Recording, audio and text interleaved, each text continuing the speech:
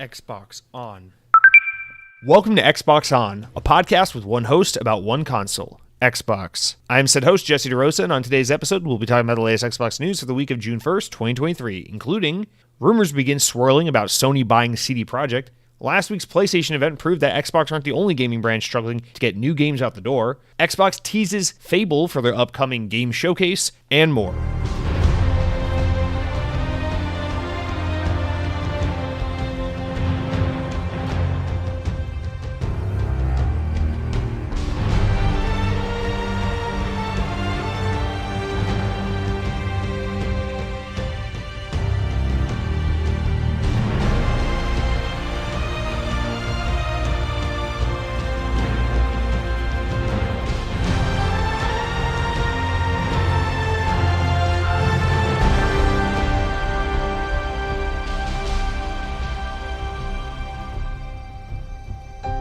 On this day in Xbox history, in the year 2004, 19 years ago, Full Spectrum Warrior released on the original Xbox in the US.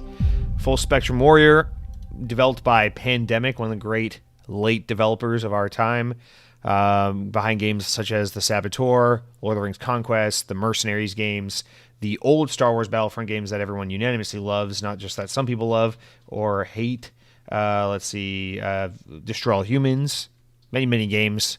One of the great developers, and then EA was like, hey, you know, it'd be fucking stupid if we shut down Pandemic, and then, I don't know, what's a bad game EA made recently? I don't know. I don't hate EA as much as other people do. I just, I do hate that they shut down Pandemic, but this isn't about Pandemic. This is about a game they made, this Full Spectrum Warrior, which I've never played. It's that U.S. military fictional, like Desert Storm looking squad based tactical FPS style game.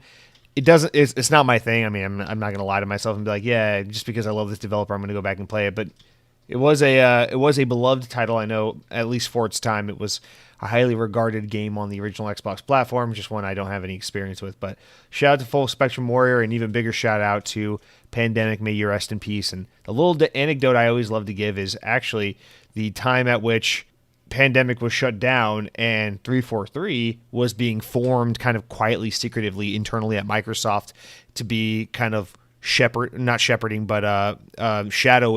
and then working alongside Bungie to eventually take on the Halo franchise. Those two events happen around a similar time frame, so it ends up going, you know, as the story goes, that a lot of the recently laid off Pandemic crew went over to 343 and ended up working on Halo, you know, what would eventually become Halo Combat Evolved Anniversary Edition and a little bit of Halo Reach content, and then of course Halo 4, the beloved classic, not even remotely divisive, just objectively fantastic Halo 4. Thank you all for not arguing with me on that one. And I always love a little bit of that little bit of lore, just because it's like, well, at least these great developers, or some of them, ended up contributing to what I consider to be some of the best Xbox first-party content there is. Anyway, so yeah, Full Spectrum Warrior, guys. Welcome to Xbox On, guys. Episode 209. It's June 1st. We're about halfway through the year, so yes, if you're one of those people that constantly looks at the date and says, wow, I'm getting old, we're halfway through 2023, and I bet you're probably just now taking down your Christmas tree. Isn't that terrifying? Anyway, guys, let's start out this week by getting into our notable game releases. We got a couple to go over.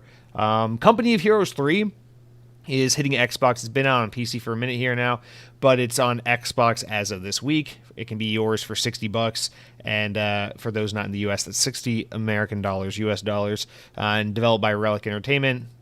I know some people have been looking forward to that. A Game Pass game that I'm actually quite looking forward to that comes out today, Slayers X Terminal Aftermath, Vengeance of the Slayer.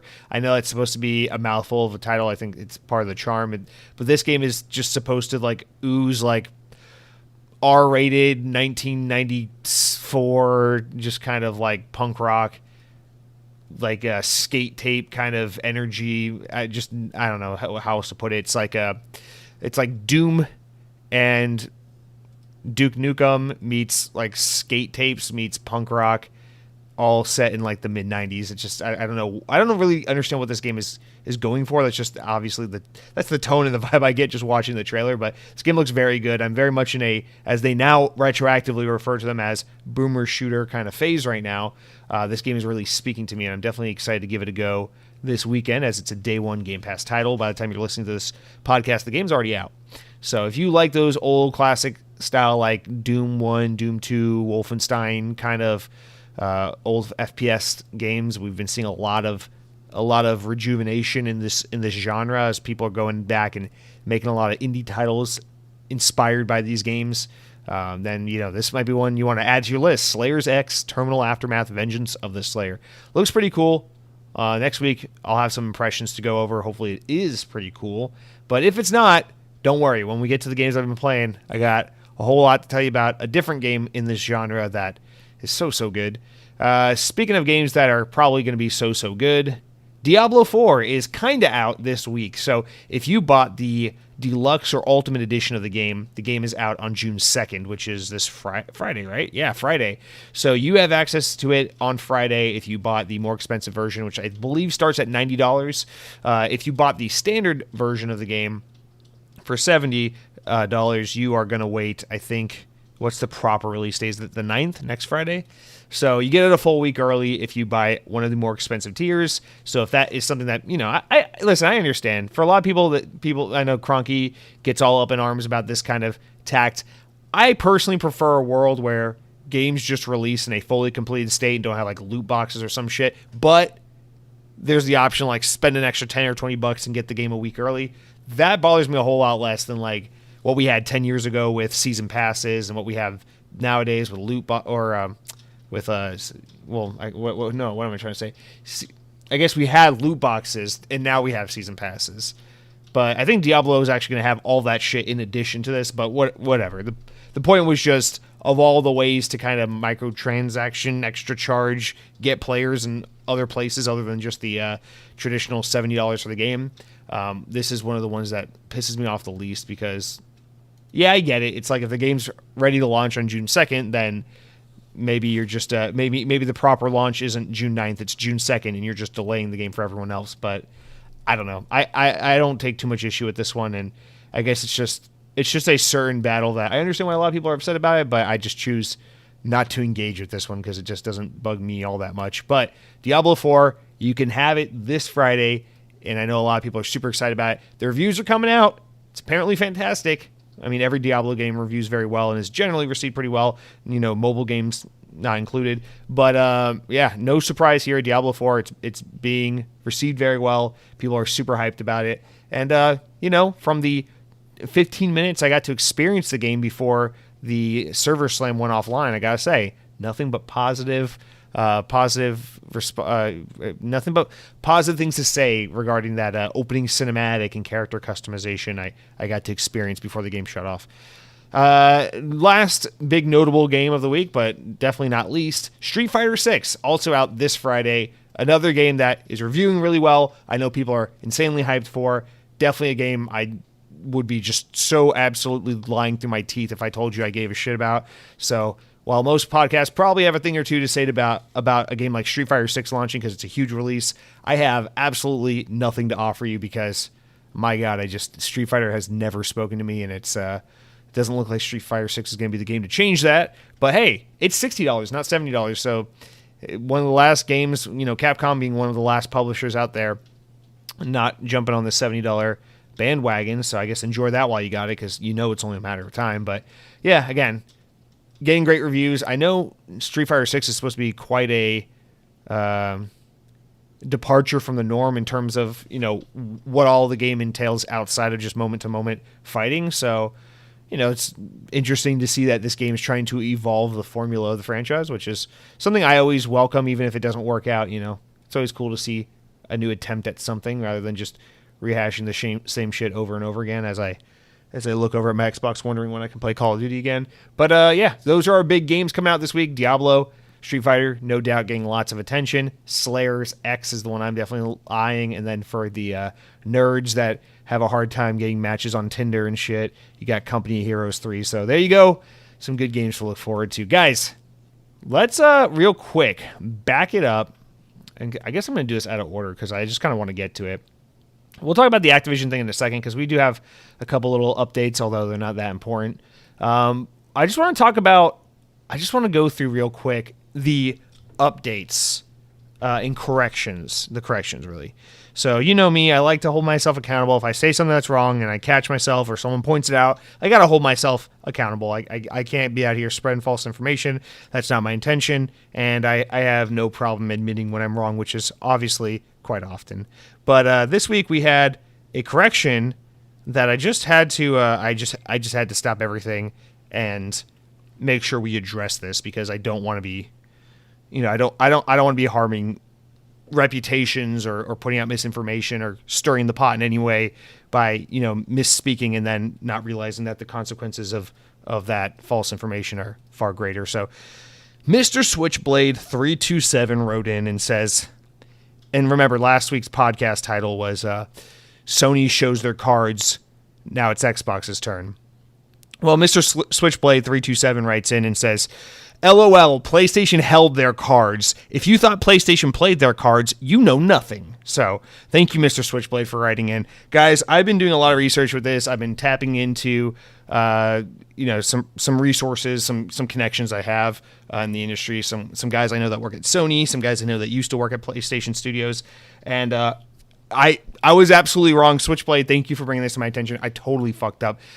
I got to change the title of last week's episode because PlayStation absolutely did not show their cards last week during their summer game showcase they did.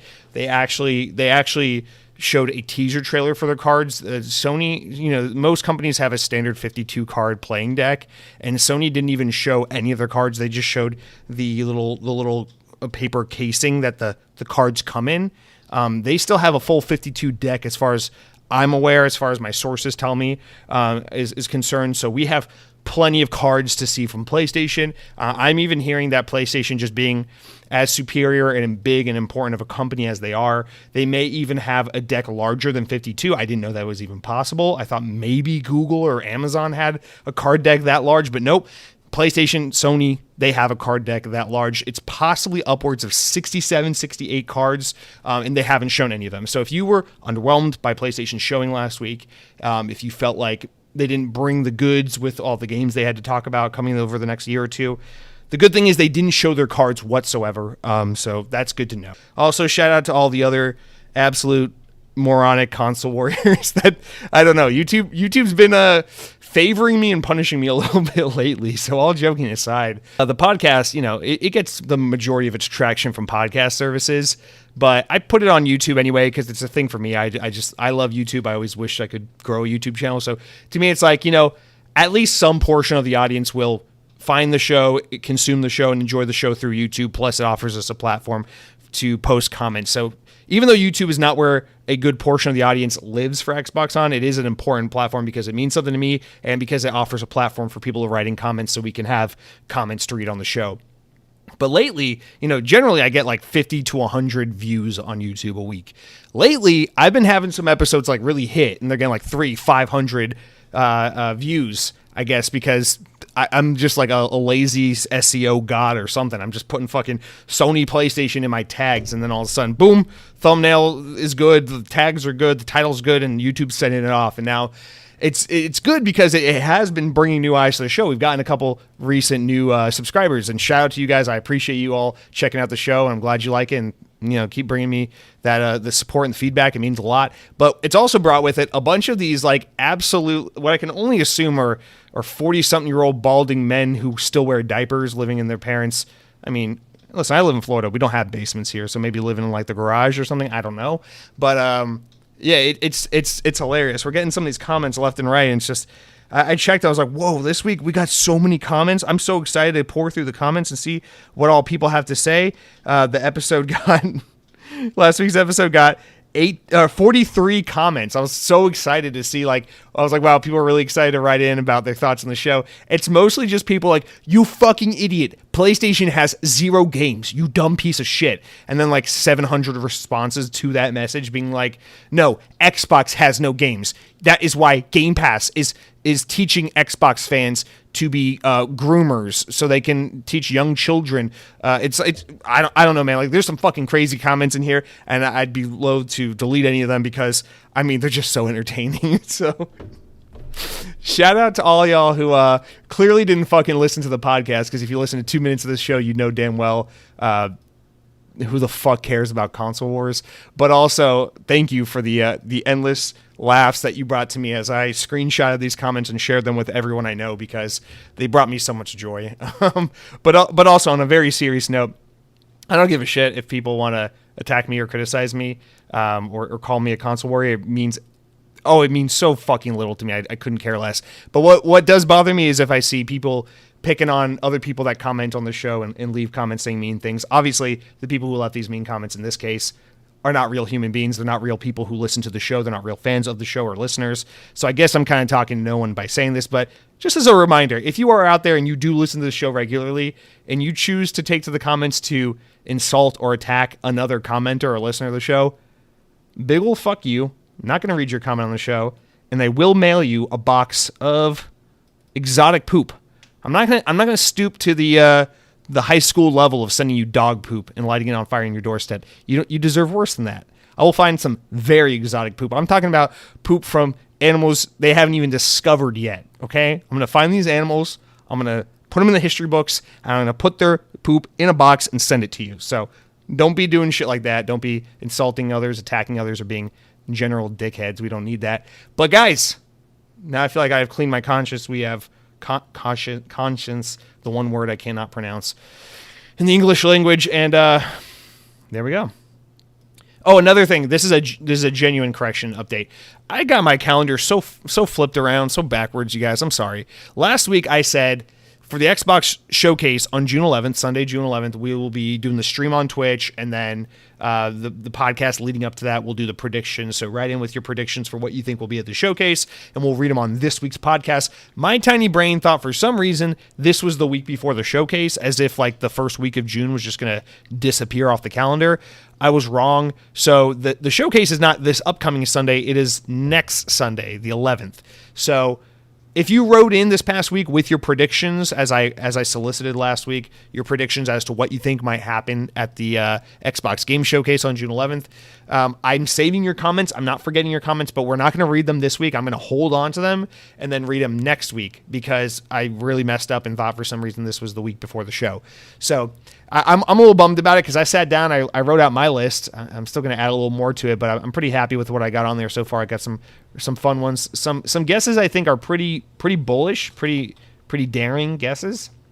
And then some I think are just a lot of fun.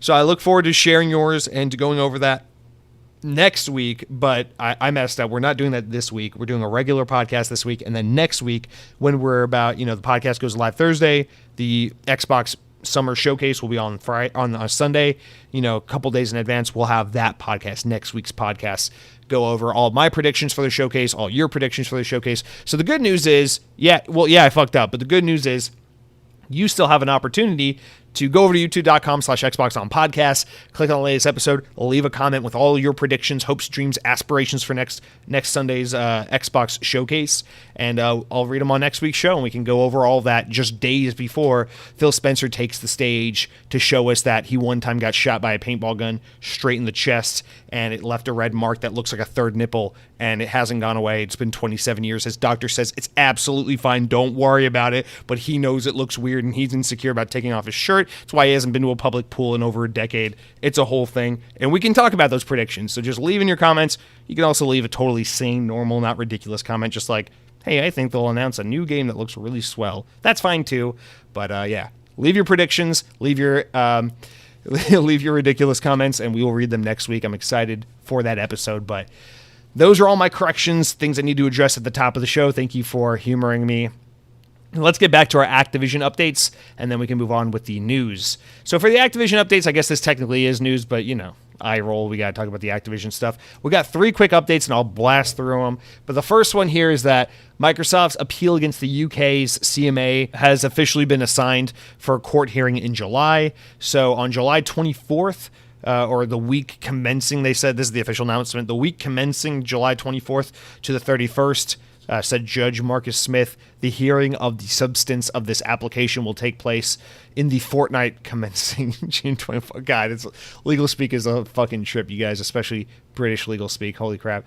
But yeah, so that last week or so of July is when we're going to get that appeals court thing happen and get us one step closer to finding out if they can overturn this decision that the CMA has made to block the deal where it's been approved in all other territories. In fact, let's just skip to the third update, which is that Koreans, the KFTC, not the Kentucky Fried Chicken, but the Korean Fried Tencennial Chicken, also known as the Korean Fair Trade Commission, has unconditionally cleared the deal. And their little quote's actually funny because the Korean Commission says they have no concerns about the potential restrictions of competition if Blizzard games are made exclusive to Xbox platforms.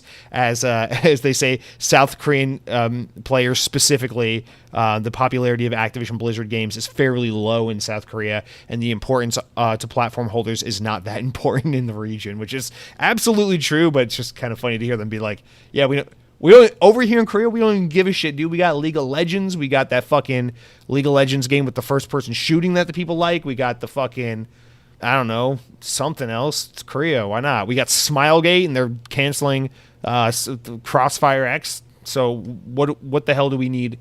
What do we need Activision Blizzard King for, you know? But the third update is that, you know, speaking of this thing being set for July, this appeal hearing for Microsoft to try to get the deal approved in the UK, a summary has been published which explains the terms of Microsoft's appeal against the UK and its decision to block the proposed acquisition. The summary of applications document, which has been posted on the Competition Appeal Tribunal's website, summarizes the 5 grounds under which Microsoft believes the CMA's decision to block the deal should be challenged. And these are their 5 reasons. The first one is the CMA made errors in assessing Microsoft's position in cloud gaming service by failing to take into account the constraints from native gaming. Number 2, the CMA failed to take account of 3 long-term commercial agreements Microsoft has entered into cloud gaming providers, which is, we keep seeing them do more and more of those. And then the third one is the CMA's claim that Activision would have likely made its games available on cloud service without the merger was irrational and arrived at a procedurally unfair manner. That's actually true. I actually agree with that because Activision's been one of the publishers to have basically no fucking support for anything cloud whatsoever up to this point. So that's actually a pretty fair argument. The fourth one is that the CMA, Microsoft says the CMA claims that Microsoft would have the ability and incentive to foreclose, quote unquote, rival cloud gaming services by withholding access to cloud Activision games, and that was unlawful. Obviously, we know that's not the case because they're basically putting their games everywhere just to get this deal through. And lastly, they say that overall the CMA's decision was a breach of its common law duty of fairness and its own remedies guidance. In a statement, Microsoft's corporate VP of Deputy General Counsel, Rima Alayli, said the CMA's decision is flawed for multiple reasons, including the overestimation of the role of cloud streaming in the gaming market and our position in it, as well as the unwillingness to consider solutions that received overwhelming industry and public support. We're confident in the strength of our appeal and our binding commitments we have made to increase the competition and choice of players for today and in the future. So that's fair. I mean, that was all of our response as well, was like, they're overestimating how important cloud gaming is. It's not that important, but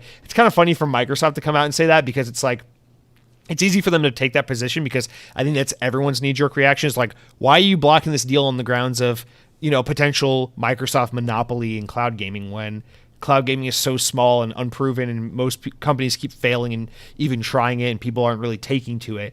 But for Microsoft to also jump on that and be like, yeah, you know, cloud gaming is not that prevalent. Why do you care so much? You're putting too much value in that. It's like, well, Microsoft, whoa. That's okay for us to throw that criticism as consumers because that's what we observe and it's thus far true. But Microsoft, you're a multi-billion-dollar corporation, and the fact that you guys have stuck with cloud gaming and keep investing in it so aggressively and have done so for so long, is because you know it's the future and you know there's a lot of potential and you want to be the ones to tap into it first and have the biggest success in that space. So don't, I understand that they can play this up. Look, the audience is saying it. It seems obvious given the current state of the industry. Let's play it up to our advantage. But also let's not forget Microsoft, you as a corporation know damn well that the future of game streaming is seemingly bright, and there's a reason why you're so aggressive and so hell-bent on really dominating that market. So it's okay for us to criticize you for this, but listen, man, back off, you big corporation.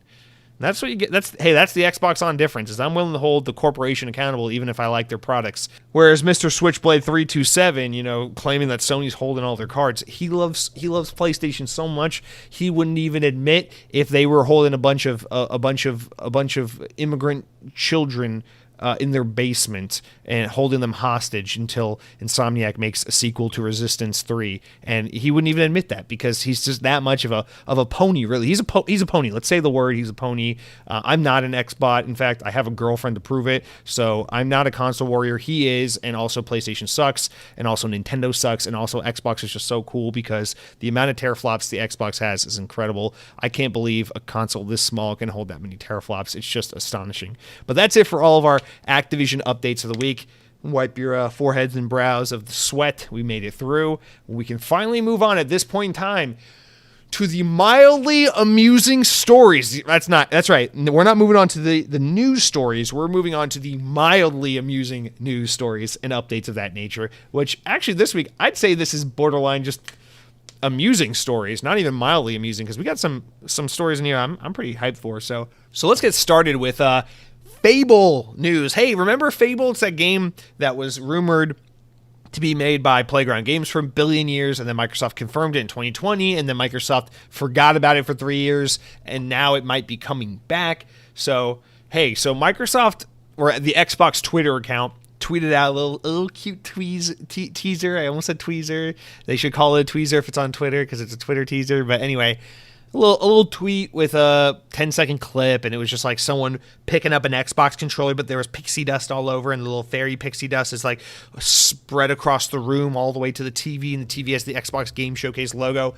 And immediately people were like, that's a Fable tease, because in the old Fable games, you follow the little fairy dust around as kind of like your objective leader in the game, like your little arrow marker thing. And so everyone's like immediately, hey, that's a Fable reference. And obviously it's a Fable reference. I'm not here to be like, do you think it's a Fable reference? I don't give a shit. Obviously it is. It's been a long time coming.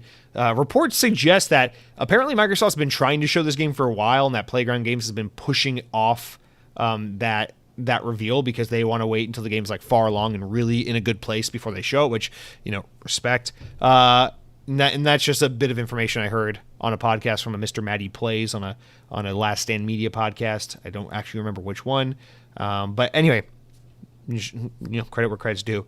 So I don't know anything. I'm a fucking guy in his boxers who plays Xbox on the weekends when he's not at his day job. I don't know anything. Take everything I say with a grain of salt. In fact, take everything I say with nothing, because I mostly just end up making up stories about Phil Spencer having an imaginary third nipple and then wonder why he won't come on my podcast. So don't even listen to what I'm saying. But if you were going to listen to what I'm saying, I would say it seems pretty damn obvious that Fable is going to be shown at this Xbox Game Showcase next Sunday, the 11th of June, which is how you'd say it if you were in Europe, but I'm in America, so we'd say June 11th because we don't want to waste our time adding extra words and making extra trite freaking prepositional phrases.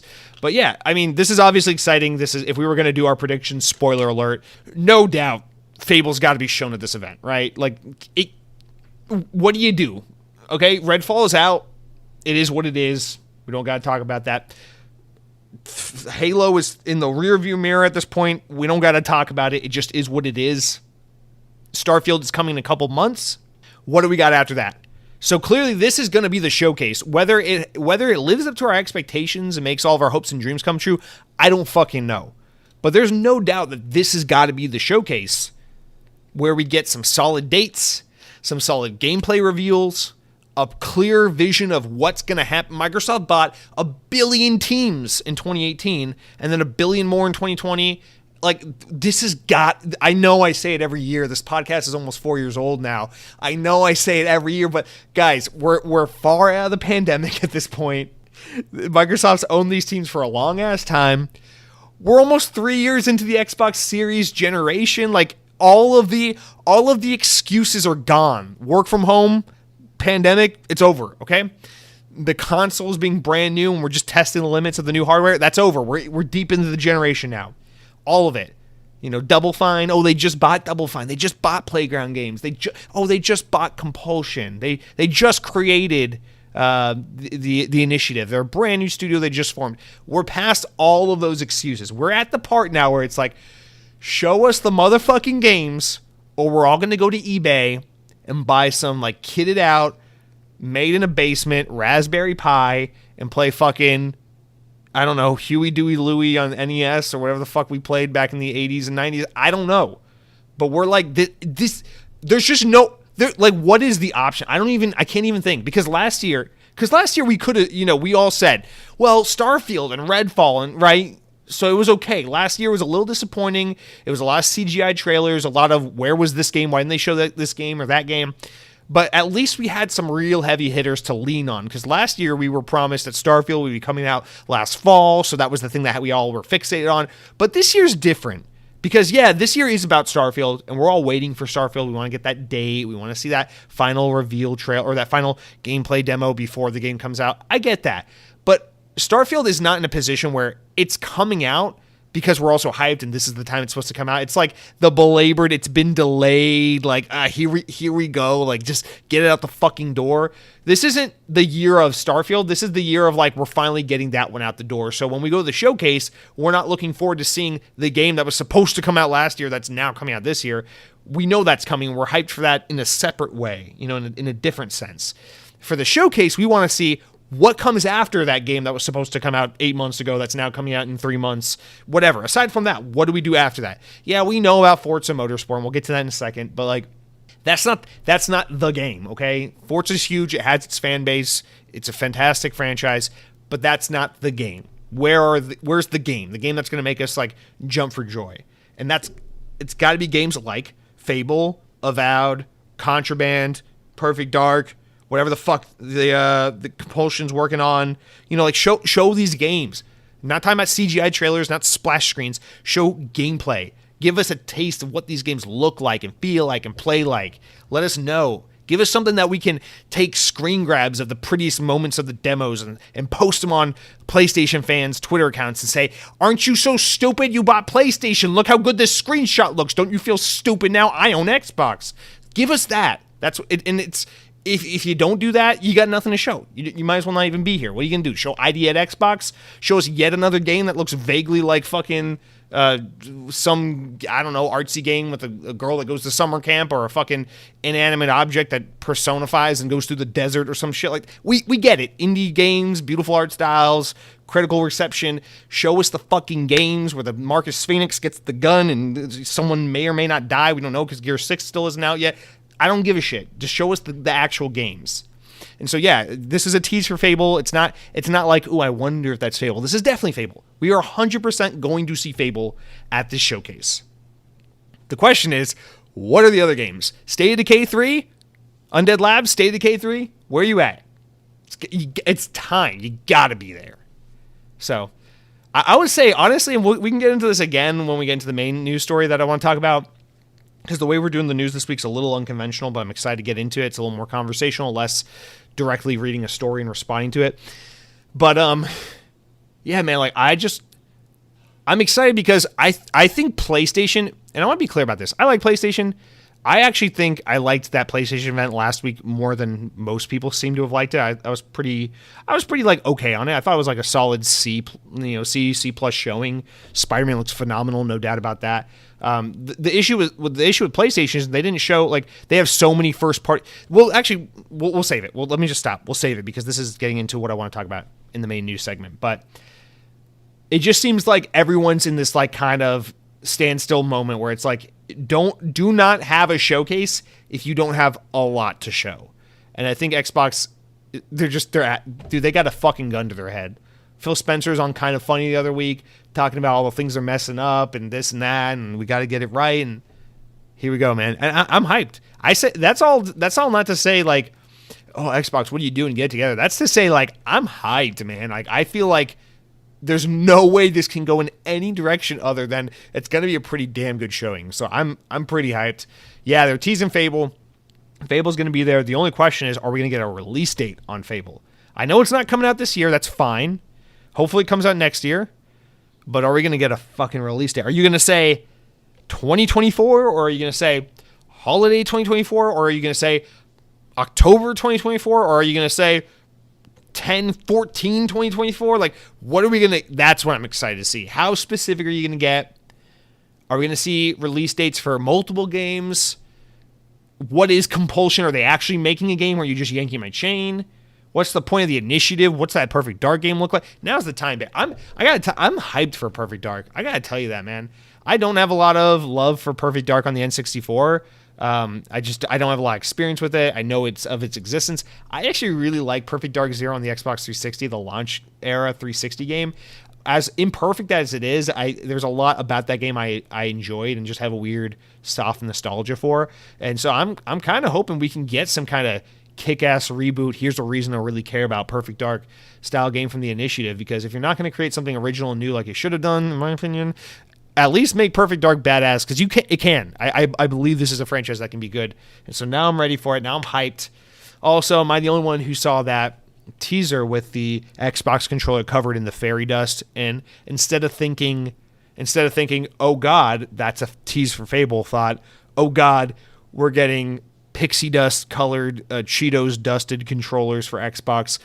Oh my God, that's so hype. I hope we can do this in the design lab and I can pick any Cheetos dust color combination I want for my controller. I just thought that was such a potentially cool opportunity. I'd pay an extra $20 for that alone, but that's just me. All right, let's move on, because I can't say anything else without getting into our main topic, so we'll just save it.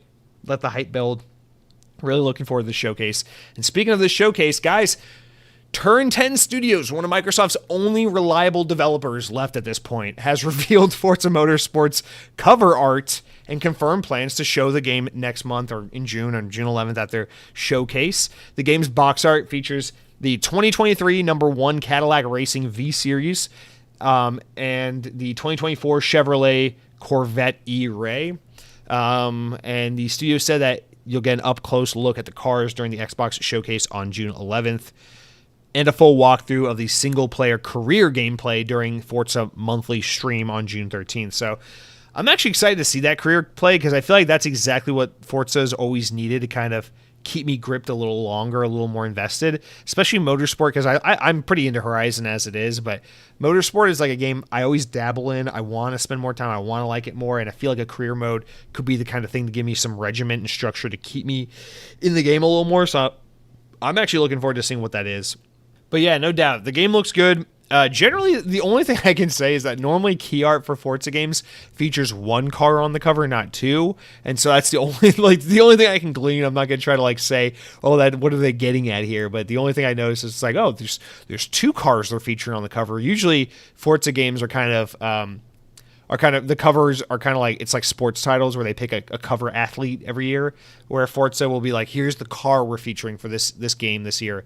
But this year they're featuring two cars, so look at that. Shout out to that. It's always some exotic sports car that I don't give a shit about, because yeah, that's great. You have the Chevy Corvette E-Ray in the game. I'm still going to just soup up like a freaking Scion TC or something like that and drive it around the track. So I'll play with kiddie cars no matter what. But yeah, I'm genuinely excited. I know Forza always gets kind of lost in the shuffle because, yes, it's always there. It's always reliable. It's always good, but that's just it. It's like, hey, in a time where Xbox just hasn't been able to get on top of their shit consistently for more than 10 minutes at a time, Forza's just still always been here, kind of rocking away, doing what it does best. And I'm excited to see what this more platform service type Forza experience looks like compared to just it being another Forza Motorsport. So that is one game we will definitely see a lot of and get a release date for on June 11th. So look forward to that.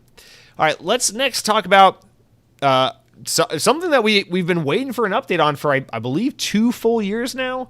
From VGC, the controversial war game 6 Days in Fallujah will be released on Steam for PC via early access on June 22nd, it was announced this week. The long-in-development game aims to tell the story of the Second Battle of Fallujah, which took place in 2004 from various perspectives, including American troops fighting the Iraq insurgents, as well as members of the city's civilian population. Priced at $40 US, the game will launch in early access with cooperative 4-player missions set in urban maps that are procedurally generated each time the game is played. Ooh. According to the publisher Victura. These missions will focus on the experiences of U.S. Marine fire teams on the day of each battle. Later in the early access period, players will be able to play co-op as special operatives as Iraq soldiers fighting alongside coalition forces. I think that's new information. I think before it was only from the U.S. perspective, so that might have been why the game went away for a few years and now it's coming back, as they're trying to show more perspectives to curb all that criticism and shit the game got. 6 Days in Fallujah was originally scheduled to be published by Konami over a decade ago, I believe, back in 2009. The game was canceled due to the controversial nature of the game, in which case a lot of criticism was being shown at the game from a lot of anti-war groups, veteran and anti-war groups, as well as a bunch of outraged conservative media types. Fast forward to 2017, the game was resurrected when Victura, the publisher formed by CEO of Original Developed Atomic Games, announced that the game was back in development by Highwire, a new studio founded by Bungie veteran Jamie Grismeyer and Marty O'Donnell, the legendary composer. And then, of course, this game then received ire from the exact opposite end of the political aisle, who complained and bitched and moaned about the game. I don't know, because I guess they just wanted to be outraged. They were upset, basically, that the game didn't show other perspectives of the conflict, which is just fucking weird, because while absolutely it'd be cool to see games like this show other perspectives, because yes, not every conflict that the US is involved with has just the perspective of the US. So I agree with that. It'd be cool to get more games with more perspectives and show things like that. But again, this game has a very specific mission, which is to show the perspective of this conflict through the eyes of U.S. Marines that actually lived through the experience. Remember, this game, if you watch any of the trailers, they have actual Marines that were involved in the conflict, interviewing them. They're talking about it. They're going through the events, and then you're playing through the events. It is intense. It is traumatic, and it is an emotional experience, and that's what makes the game so fucking cool. Is it allows everyday game players an ability to sit down and put the controller in their hand and instead just playing Halo or Call of Duty or something that's entirely fictitious and has no real weight or meaning behind, what it is and its relation to the real world, have a game that's like, hey, just so you know, this isn't just another opportunity to good guy shoot bad guy. This is like an actual conflict that happened where good people on all sides were put in a situation and lives were lost and blood was shed and shit happened. It's like, that's a fucking awesome idea for a game. Like, it doesn't matter what perspective I don't give a shit if you make a game about World War II from the perspective of playing as a fucking Nazi soldier. Like, I don't care. Real stories are interesting, and I just find it fucking weird that people want to like get all controversial about what sides of history deserve to be preserved and which ones we should work to erase and forget about. It's like, no. Preserve all fucking angles of the story, because we should have exposure and knowledge of what happened and how it happened. And if your criticism is, well, the game is too American centric, it only shows the perspective of the US Marines, it's like, that's fucking great. Go make a game about the other perspective, and we'll play that too, because that sounds awesome. I'll play all the games about this conflict as long as the games are good and the story and the experience they're trying to share with the players is meaningful and worth your time. I don't give a shit what perspective it is, But anyway, that's just me. I'm really excited to see that this game is coming back again. It's going to be playable. I'm not hyped about the early access model that they're going through, but I think, and maybe I'm reading this wrong, but I think what happened here is they basically went away and said, all right, we received a lot of criticism 2 years ago from a bunch of fucking nut job Twitter self-appointed pundits that think they matter, and they bitched and moaned that we're not showing the Iraqi perspective at all and that this game is just U.S. propaganda. And so in order to avoid the conflict and avoid being caught in the middle of some fucking culture war bullshit, let's just it also include additional content with the other, the other perspective of the conflict, and try and have a more evenly weighed experience. That's fine. I don't mind that they're doing that. In fact, I hope it makes the game even better and more, emotionally resonant by representing more perspectives. That's great. The only thing is, it's like, I know so much of the game, its original incarnation that was originally being made or published by Konami back in the day, 10 years ago. I know that was all based around this documentary footage and these interviews from actual U.S. Marines.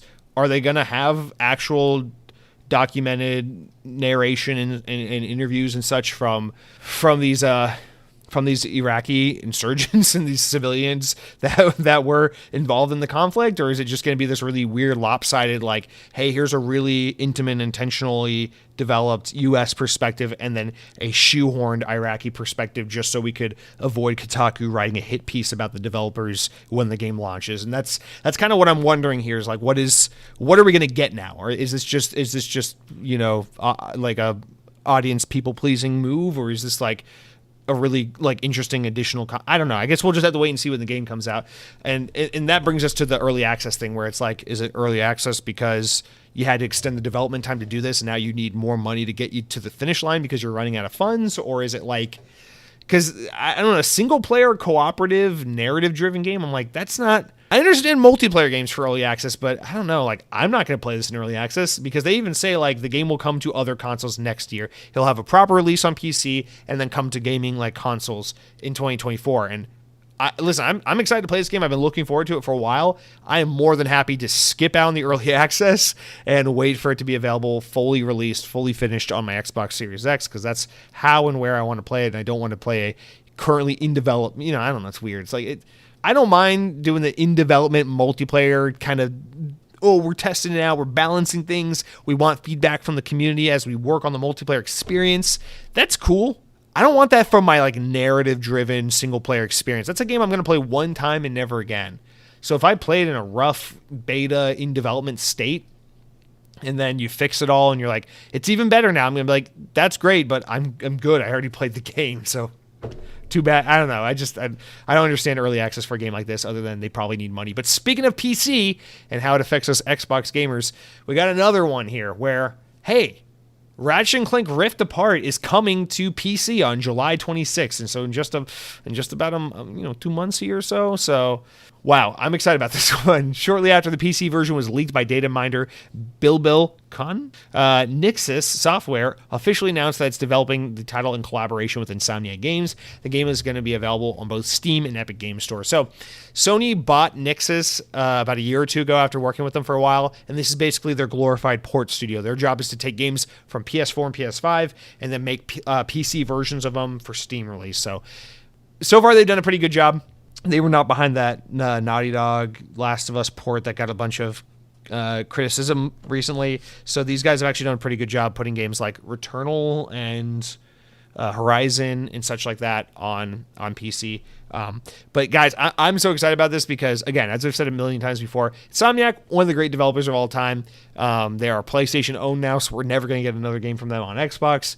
But this is an opportunity for Xbox gamers to play the great Insomniac developed games on PC. So this game came out about 2 years ago, and now we will have the ability to play it. I love Ratchet & Clank. I played almost every entry in the series. I adore these games, and I will 100% be playing Rift Apart on my PC as someone who does not own a PS5, but does love this game series and this developer. And then also, not only that, but that gives you hope. I mean, we know PlayStation's basically putting all their first-party content on PC these days. It's just a matter of when. And it seems like the general time frame is about 2 to 3 years after the game comes out. But that means, Spider-Man 2... We got Spider-Man 1 and Miles Morales on PC. Spider-Man 2 will eventually come to PC. God of War Ragnarok will eventually come to PC. And we're seeing that more and more happen as more of these PS5 titles come. And this is just one I'm particularly excited for. So can't wait for that. It's hard because, especially with Spider-Man 2, like, it looks so fucking good. I want to just go out and buy a PS5. But honestly, the main reason why I refuse to do it, it's not like, I can't money, or like, I'm just such an X-bot, I can't support the other one. It really has nothing to do with that. It's just that, like, this is the honest reason why I'm hanging on so much to not buying a PS5 is because last generation with the Xbox One, at the start of that generation, I kind of had a falling out with gaming. I was just kind of barely getting back into it. after a couple of years of just being too emo for gaming. And when I bought the Xbox One at the beginning of 2014, just like 2 months after it came out, I was loving my Xbox One. I was playing it like crazy. I was rediscovering my deep love for gaming, and I had such a wonderful year or two with the Xbox One being my only console I played. I didn't worry about my Wii U at the time. I didn't have a PS4. I wasn't playing PS3. It was just Xbox One, nothing else. And I really loved that first year or two of the Xbox One because it just felt like it was so easy to wrap my brain around like what the landscape of gaming was, when it was just I have this one platform I'm deeply invested in, and I'm focused on the games coming here. And then in 2015, like a month or so after Halo Infinite came out, Halo 5 came out in 2015.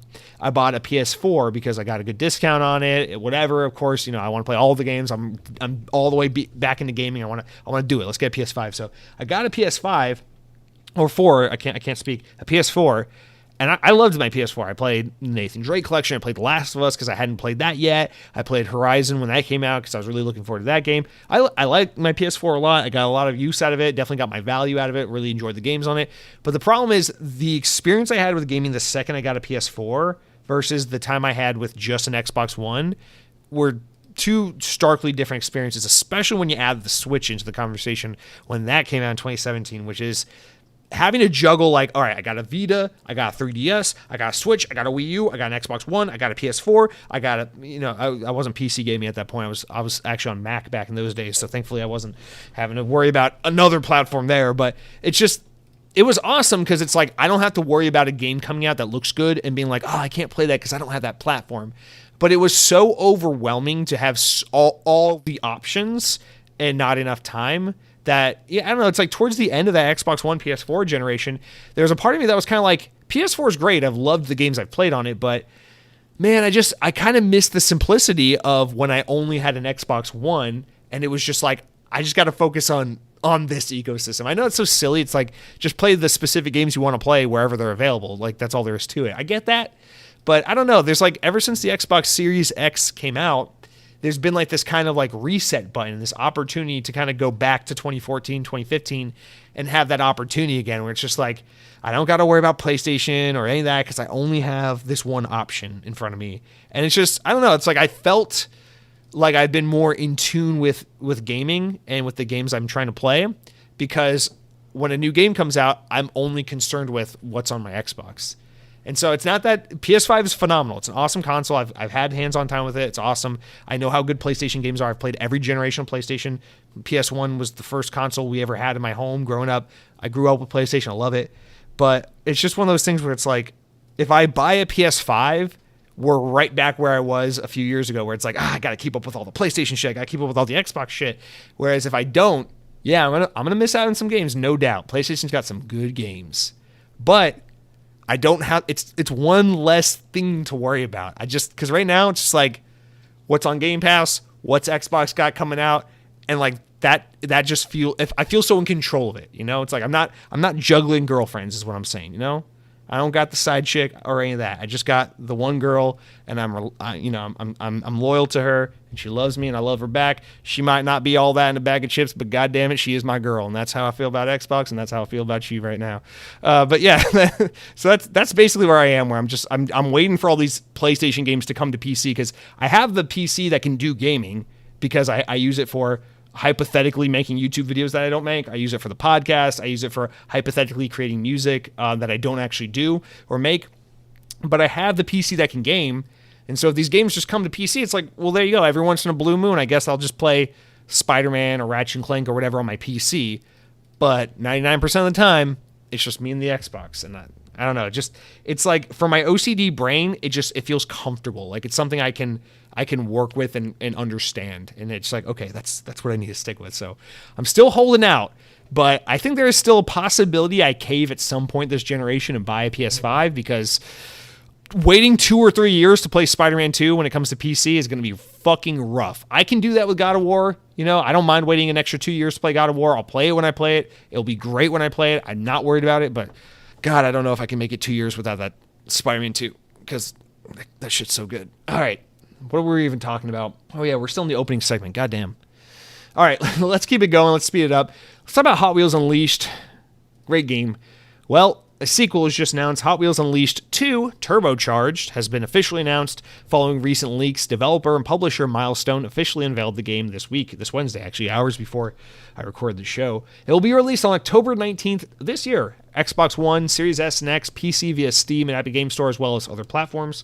The game will launch with over 130 vehicles, including newly introduced motorcycles and ATVs, which will be able to race across 5 distinct environments, including, for the first time, outside. Go outside the house and race, each with unique racing surfaces and styles for performance and blah, blah, blah. It will also introduce a new dash and jump ability. Lateral dashing is also allowed for tactical impacts against other opponents. Cool. In addition to a story-driven career mode, yes, Hot Wheels Unleashed 2 will introduce a variety of new gameplay modes and crossplay on all platforms except for Switch. 2-player split screen will also be returning. Milestone said that the game is featuring an improved track and library editors, a track editor, and that all user-generated content will be shared cross-platform. The first Hot Wheels Unleashed was released in September of 2021 for PC, Xbox, and other consoles. So this is awesome. About 2 years after the first one came out, we're getting a sequel, and God, I gotta say, I loved the first Hot Wheels Unleashed. I went through like 2 phases where I played it a bunch. I went hard on it for a week, didn't play it for a long time. Found another week where I just went really hard on it. Played it a bunch. I love this game. It's real good. This game reminds me of kind of the stuff it's definitely a little bit more modern, where it's like really high presentation, really polished, definitely made for adults that grew up loving Hot Wheels, not made for kids of today who love Hot Wheels, although it's accessible, I think, to all audiences. But it's like, this is a genuine racing game that just happens to be Hot Wheels rather than being like some cheap cash grabby kids thing. But that being said, it's still, in all the best ways, kind of gives me that hit I missed from my childhood, where we had games like Hot Wheels Unleashed.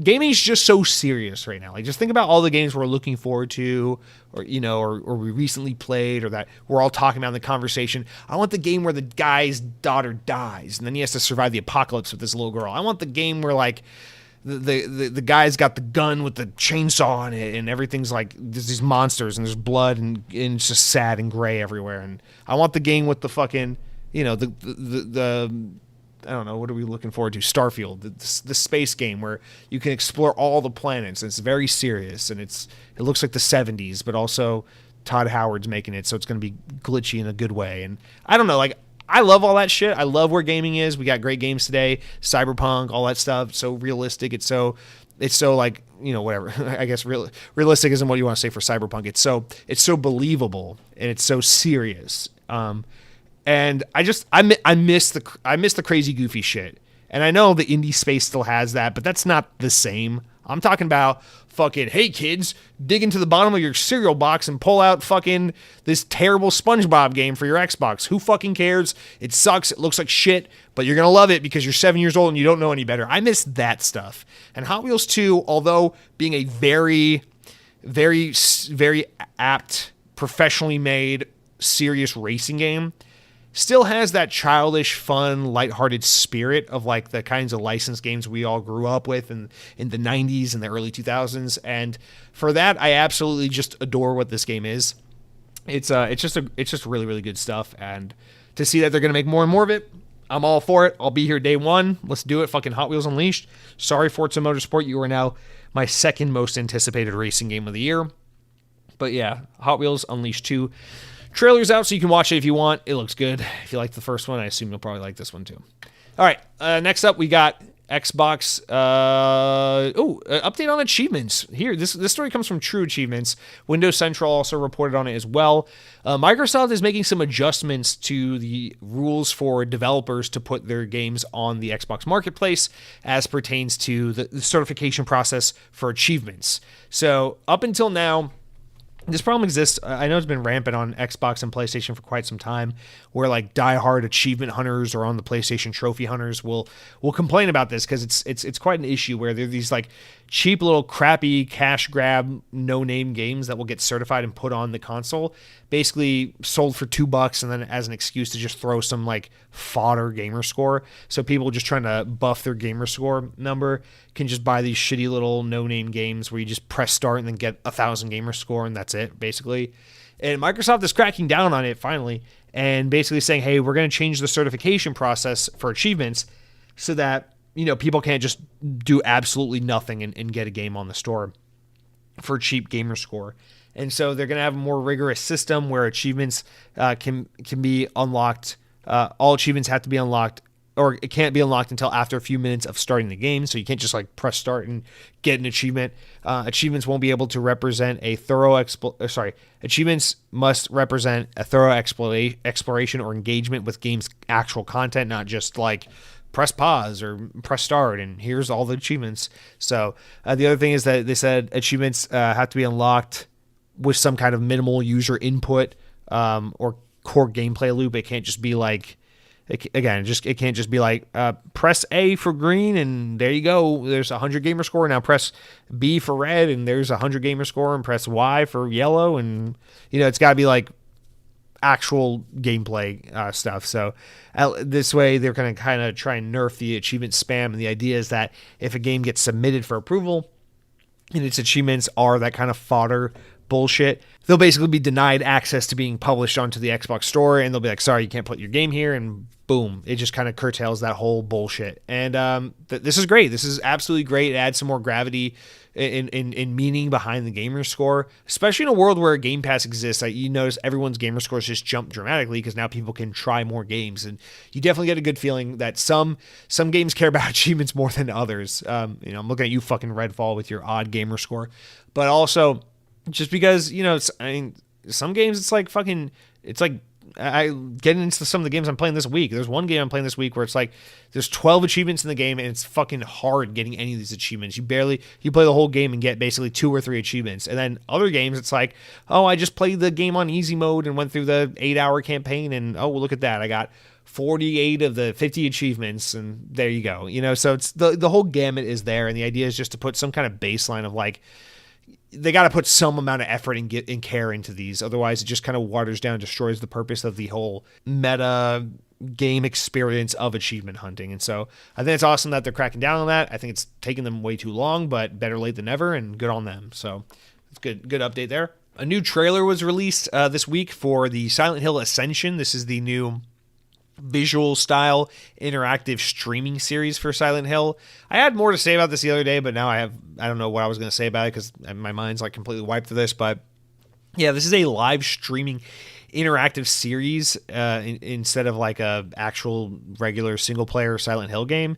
So I'm excited to see I'm not excited, I'm curious to see what this game is, because if it was just more of a Life is Strange or a Telltale kind of episodic kind of horror game, I feel like I could be down for a Silent Hill game in that genre. But knowing that it's you have to be in the game real time, millions of players are able to basically make decisions that affect how other players' outcomes and fates of the characters go. And I don't know, I don't love this, but the new trailer launched and the game looks good. I want to like it, but I'm nervous about the way they're kind of doing this mechanic, and I'm really curious to see kind of how that goes. I don't know, I probably should put this towards the end of the podcast, but there it is.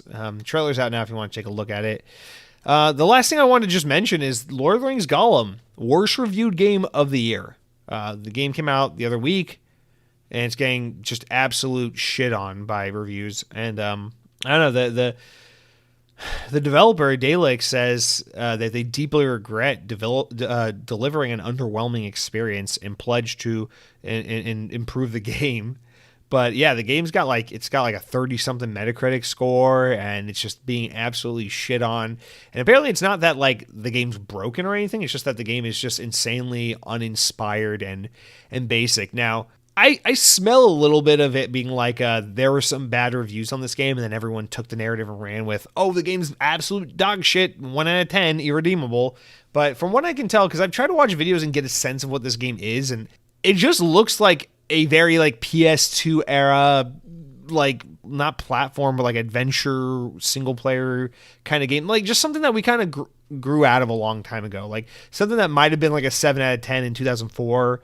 But in today's time, it's just yeah, no one's really asking for this. But I don't know. It just seems like it's kind of just it's kind of just bleh and not bad, but I just see people absolutely shitting on this game. So I just kind of want to put that out there. I'm curious what people are thinking. Is anyone playing this game? Does anybody have any opinions on it? I know Cronky bought it, but that's because he's a shill for this Lord of the Rings nerd shit. It's because he's got boogers in his nose, and that's what these nerds do, is they pick their boogers and read Lord of the Rings and all that. But, you know, I'm curious to see, like, who's playing this game? What do you actually think about it? Is it as bad as they're saying? Because as someone who really loved Crossfire X, and we just lost that game the other week, I'm sitting here wondering, is there someone out here who's like, guys, Lord of the Rings Gollum is not a fucking 3 out of 10. There's actually a lot of heart here. It's a pretty good game. Obviously, it's a little dated in its design. It's not the best looking game, but guys, trust me, it's a solid 7 out of 10. It's just, people are just running away with the whole we found a bad game and trying to make it worse. Because I'm sympathetic to that situation where I feel like we do have this increasing issue today where AAA games, like the best AAA games, are just of such a high quality now that games that would have been like a 7 out of 10 years ago are now suddenly a 3 out of 10, where it's like, okay, well, it's not like the game became unplayable and broken and stupid. It's like, you're just not necessarily feeling or vibing with kind of that style of game in today's kind of ecosystem of gaming, which is okay, but I don't know. I just wonder, is the game terrible or is the game just deeply whatever? And I just feel like, I don't know, a Metacritic score of like a 30 doesn't really properly capture that. And I don't know. I just implore people. I understand it's salacious. It's a curious thing. You want to know what the fuck's going on when you see a game is averaging like a 30 on Metacritic. But also, like, ask yourself the question, why is it a 30? Is the game broken? Should we really be rating games this bad? I feel like it goes both ways. Like, I've been yelling at the fucking clouds for years about, like, yeah, I get it. The game's super good. Does that make it a 10 out of 10? Like, I played God of War 2018. It's a really good game. It's pretty engaging. The pacing's phenomenal. The characters are great. The production's insanely good. The gameplay is pretty damn good, but it's not like a game where it's like, oh, I'm so addicted to it. Like, the second the credits roll, I was like, good, done with that game. Never need to see it again.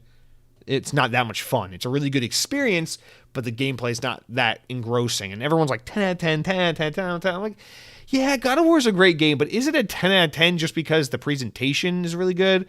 Or is it a 10 out of 10 because it's just so fun you want to go back and do it again? And like, what? I don't know. That's not to say there's a right or wrong opinion on that. I want to know, like, where people are at, where they flippantly throw out 3 out of 10, 10 out of 10, like polarizing hard in one direction or the other kind of reviews. So I'm just like, how do we end up on this? I feel like we need to be more comfortable with the like 5 to 8 range. And like a 9 or a 10 or a 1 or a 2 or a 3 or a 4, like these should be very rare numbers. I feel like we should be talking about like 6, 7, 8. Like those should be like a game is like, it's solid, it's okay. Or like, oh yeah, it's good. It's 7 out of 10, it's a good game. Or like 8 where it's like, hey, it's pretty damn good. But I just feel like it's always so hard in one direction or another. And I'm just curious like what people's like mental track is that leads them to that conclusion. Obviously, Metacritic is a aggregate. It's all the scores kind of added up and average. It's not one person's score. So I get that. But if everyone's giving it real low rankings and it averages at a 30, how do we get to that? I'm just curious. All right, guys, let's stop with the news for a second. We'll get into the main news in just a minute. And then in the meantime, I guess we can talk about the games I've been playing this week. I got a lot of games I've been playing. I'm really excited to get into all that. But we don't just go gung-ho into what I've been playing. We first got to take a breath, take a sip of water, think about it for a minute and go, well, yeah, I can tell you about what I've been playing. But first, I got to tell you about what I've been eating. So, guys, Taco Bell introduced a brand new menu item this week, or maybe it was last week, I don't know, but I had it this week, and it's called the Steak Chili Verde Fries Burrito. It's got steak. It's a little burrito. It's like a value burrito, so it's smaller. It's not like the grilled cheese burrito, which is a fucking mega thing. It's just like a small, regular value menu style burrito, but it's got steak. It's got this chili verde sauce, like green verde, slight heat on it, but not much sauce. It's got those seasoned fries that everyone loves so much. It's got some other stuff in it. I actually don't know what all it has in it, but I ate it. Actually, let me pull that up real quick. It has steak, chile verde sauce, fiesta strips, which are like those little corn tortilla strips, nacho cheese sauce, reduced fat sour cream, seasoned fries, and 3 cheese blends, shredded cheese. Okay. That's basically what I remember being in there. Yeah, this thing's good. This thing's pretty good. And here's the crazy thing is you can tell that this menu item is like, let's do a new menu item, but be conscious of the economy and how bad things are getting, because it's not $8, it's not $9, it's not in some fucking value box for $12. It's $4.50. And the Taco Bells around me, I live around Disney World, so like everything's a little more expensive than it needs to be around where I live. You get the fucking tourist bump on all the pricing here. But yeah, the Taco Bells around me are charging $4.50 for this thing. 570 calories too, which is pretty solid for a Taco Bell menu item. So calories, not too bad. Price, not too bad. You get steak and French fries and a new sauce in there. Pretty cool, pretty enticing. I'm a fan of this thing. It's not phenomenal. That Chile Verde sauce is not knocking my socks off. I love a Verde sauce. I love any kind of green sauce. I feel like lately Taco Bell's been trying to go back to these Verde sauces, and none of them are as good as the old one they used to have in the little green packets back in the day. But I appreciate nonetheless that we're having these kinds of sauces reintroduced to the menu. It's good stuff. The seasoned fries always work in a burrito. French fries in burrito is one of the greatest things the state of California ever contributed to culture. So shout out to that. Steak and fries, always a great combination, especially wrapped in tortilla. Between the cheese sauce, the sour cream, and the Verde sauce, you got a bunch of sauciness going on, which is great. And then you get the obviously steak is chewy, fries are mushy. So the tortilla crisps, they don't add any flavor, but they add a nice crunch. So you get that textural kind of variety in there. So you got soft, you get chewy, you get saucy, you got mushy, and you got crunchy. I know mushy isn't a thing people like to hear. Oh, mushy. But listen, you put French fries in a burrito with a bunch of sauce on it. It's not crispy. It's mushy. That's just the texture you get. And I know people don't like to think about that, but mushy, despite the word sounding not so great, is a fun texture sometimes in food when used appropriately. So I think that's great. You get a really awesome combination of textures, which makes the burrito super fun to eat, and you get a bunch of good flavor. I would say the biggest downfall to this burrito is twofold. The flavor is hard to discern. While all these flavors should complement one another, it is just vaguely potatoey, meaty, saucy, cheesy, creamy, and I feel like nothing really stands out. That's the biggest complaint I have with this burrito. It's good, but it's like nondescript delicious. And that's sometimes what happens with some of these new Taco Bell items, is it's like, this is good, but none of these ingredients stand out on their own. It's just an amalgamation of vaguely deliciousness, which is, it's fine, but it's not, it just doesn't make it like a top 10 item or anything like that. But it is good. I highly recommend it. I think for the price, for $4.50, it's worth it. My other gripe is I just think it's a little too small. I understand that the size is how they keep the cost and the calorie count down. So, the things I'm praising are also things I'm criticizing in a way here. But yeah, I just think it's a little bit too small. It's not tiny, tiny, tiny. It's like about the size of like a quesarito or so. But I don't know, man. Like, if you could make this, normally when you have a steak and French fry burrito, it's usually like a big fucking California, like double XL kind of burrito. So if they made this exact same concoction, but in that larger form factor, even if it is $7, $8, I might be down for that a little bit more than I am for what it currently is in its state. But I mean, I guess at that point, why not? For $4.50, you might as well just get two and then problem solved, right? So shout out to the steak Chile Verde fries burrito over at Taco Bell. Nothing about that name rolls off the tongue or leads into one word or another. Well, but the food is delicious. You can eat it. You can eat it in your car. You can eat it with Jafar. You can eat it not too far. You can eat it wherever you want, and it tastes good. And it's only 570 calories, so you can still keep your beach bod just in time for the summer. And so that's it for what I've been eating. Let's talk about the games I've been playing. God almighty. So shout out to Memorial Day, because we had a 3-day weekend, and it was great. So my girlfriend and I agreed. Memorial Day, summer kickoff. Usually that makes where we live, the roads are pretty busy. People flying in from all over the world, coming to Disney World. It's going to be kind of crowded. Let's stay away. Normally we go to the theme parks on the weekend. This weekend, let's avoid the theme parks. Let's avoid the roads. Let's just try to stay indoors as most we can. So that was kind of the game plan this past 3-day weekend. And so I was like, you know what? I'm going to just sit on the couch, be a lazy sack of shit, and play Xbox for 3 days straight. And that's almost exactly what I did. Unfortunately, I was out and about maybe a little more than I should have been, but I almost did just that. And because of that, I was able to play a lot of video games time on my Xbox with the controller in hand. I played the video games. So there you go. Not having a PS5 afforded me the ability to play 4 games this weekend. So COD Infinite Warfare, Call of Duty Infinite Warfare 2016, developed by Infinity Ward. We talked about this a little bit last week. I started it. I got 2 missions in. I was saying it was on sale, so I swiped it. I'm just trying to catch up on all the Call of Duties I missed. I largely missed that whole Xbox One era of Call of Duty. And you know what? Now I've officially played every Call of Duty campaign ever, except for 2013's Call of Duty Ghost and 2011's Modern Warfare 3. Those are the only 2 I've never played. It was basically the Infinity Ward games I mostly skipped, other than, of course, the original Modern Warfare 1 and 2. But now I've basically played every Call of Duty I missed, and of course the Call of Duties I grew up with, and of course the modern Call of Duties that I think are actually quite good. And I have a lot of feelings, a lot of feedback from this era, because I've watched a lot of like retrospectives, a lot of like Actman and Actman adjacent YouTubers talk about these games, and obviously it's like everyone agrees, you know, Call of Duty 4, Call of Duty World at War, Modern Warfare 2, Black Ops 2, these games are regarded as like the best when everyone loved Call of Duty.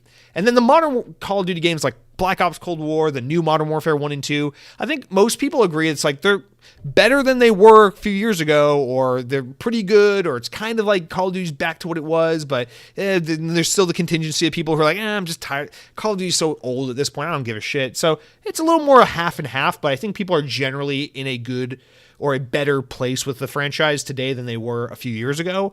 But that in-between period of like Call of Duty Ghost 2013 all the way to like 2017 World War II, or maybe 2018 Black Ops 4, somewhere in that like that range, you know, Black Ops 3, Infinite Warfare, Advanced Warfare, all those games.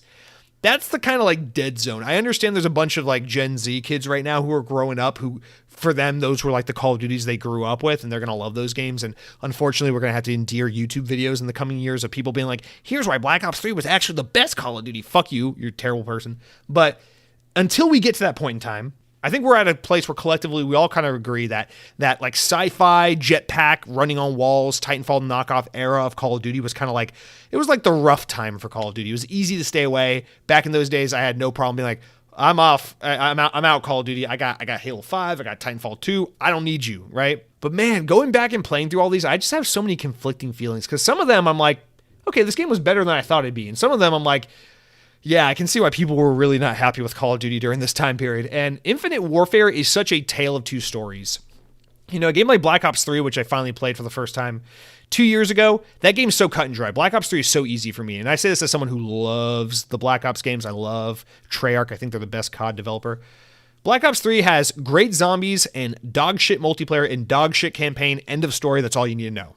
Infinite Warfare Infinite Warfare feels like, okay, now it's Infinity Ward. Now it's the Modern Warfare guys' turn to make the exact same game Black Ops 3 was. That's what this game feels like. It's the exact same fucking game, but made by a different developer.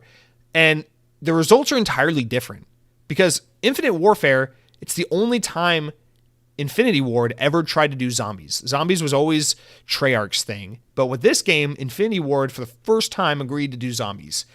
And that's the main draw of this game, is it's zombies. It does this zombies in Spaceland, and all the DLC is like these various like horror movie tropes, but set to Call of Duty Zombies mode. And I gotta say, the team at Infinity Ward did a pretty good job. The zombies are good in this game. The map's phenomenal. The setups, the scenarios, everything really good. The problem is, I don't think the game feels as good to play as some of the older zombies games, or even some of the newer Call of Duty games. But the maps and the creativity behind the game, really good. So the zombies overall, I would say, is actually the best reason to play this game, and that's the main reason why I picked it up. The multiplayer, and it's hard for me to judge the multiplayer because I'm coming at it from the perspective of someone trying to retroactively experience the game when it's like 6 years old. So obviously, we're way past the heyday. I would have had to play this game in 2016, 2017 to really get a feel for what it was like.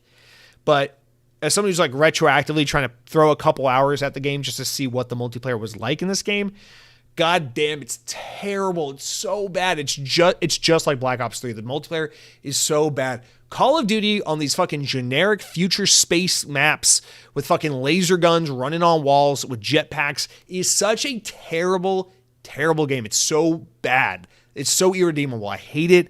I hate it. I hate it. I hate it. The best thing I can say about the multiplayer in this game is some of the maps have really good art design, like in the background, like some of the space levels. It reminds me of like some of the best Halo maps where it's just like, wow, there's like actual like stars and planets and debris and ships like moving in the backgrounds.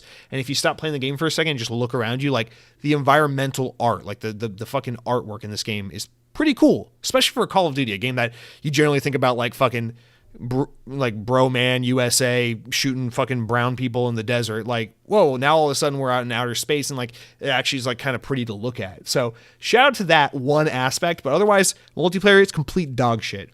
The campaign, however, is where I get torn with this game, because this game is really experimental and really creative, and I think, honestly, Call of Duty Infinite Warfare, it gets shit on because it's the Call of Duty that came out near Battlefield 1, which was much better, near Titanfall 2, which is much better, but Call of Duty Infinite Warfare actually has a pretty fucking cool campaign. Like, I gotta give them credit where credit's due. The opening and the ending of this game, I would say like the first 2 missions and then the last mission of this game, phenomenal. So good. Basically what the game is just, what if Call of Duty did Halo Reach? That's basically the story in a nutshell. But obviously I think Halo Reach is far better in every conceivable way. However, that's not to say this game isn't great, because this game has some really cool shit, really awesome presentation, cinematics, kind of in the opening and closing moments of the campaign. The problem is that whole middle section of the campaign just kind of devolves into generic, typical Call of Duty. And the reason why that's extra offensive in this game is because normally I like generic Call of Duty, but in this game, generic Call of Duty sucks because they introduce this jetpack wall running shit, which works well in the campaign, although not working in the multiplayer. It works well in the campaign. On top of that, they introduce this ability for you to kind of select missions in any order, kind of play it in a more open-ended way. Cool, except that other stuff is nonsense, and when it comes to the main missions, you play them in a linear order, and it ends up basically just being regular Call of Duty, but with like this random hub world, nonsensical time padding bullshit in between. And then this is the real kicker. The game has this space dogfighting. Like, you get to pilot your ship and do space combat in this game, and it looks and sounds and feels amazing. It's actually really good. The dogfighting in this game is so good, and it's criminally underused. There's like, why is there no multiplayer mode for this fucking shit? Like, I would play this on multiplayer. It's so good. The way you like launch is so exciting. When you're landing your ship, it's also like they make a mini game out of it. Super cool. And then just the moment to moment controls and gunplay feel great. It's such a good space combat dog shooter, and it's just barely used in the game. There's like 3 instances, and one of them's only for a second. And I'm like, damn, I just wish we had a little bit more of that. And the thing is, it's like there's so many exciting utility items and moments in the game, especially in the beginning and the end, that I'm just like, if they had more of those elements and those features that are already in the game and just spread them out a little more evenly throughout the campaign, I feel like it would have been a better experience. But artistically, the game looks awesome. I love the art style of the game. A lot of the guns look cool. A lot of the environments look cool. The characters kind of look stupid. But like, it's super fun in the opening and closing moments, and there's some really unique and cool gameplay mechanics. I just think it's the zero gravity shit, using your grappling hook to like grapple onto this piece of debris floating around in space, and then find like an enemy and like shoot at him in fucking space, and then his body just goes like flying out because there's no gravity, and then it's fucking cool. It's really cool shit. I'm like, this is a Call of Duty game. No one ever talked about this. People just brushed it off as the next Call of Duty, but like, this is really good stuff. However, the story sucks. The characters suck. It's hard to get invested in it. The overall plot, the overall like reason for the story, it's pretty cool. It's a little derivative, but it's cool. But it's like it's such a tale of two games where like really cool mechanics, totally underutilized. Really great opening and closing, kind of boring middle section. Really good art design, really interesting, compelling narrative, but just terrible characters, terrible writing, no connection, no emotional care or concern for anyone. Like it's literally Halo Reach all the way to the very end, where it's just like, you know, kind of like objective survive, everyone dies kind of thing.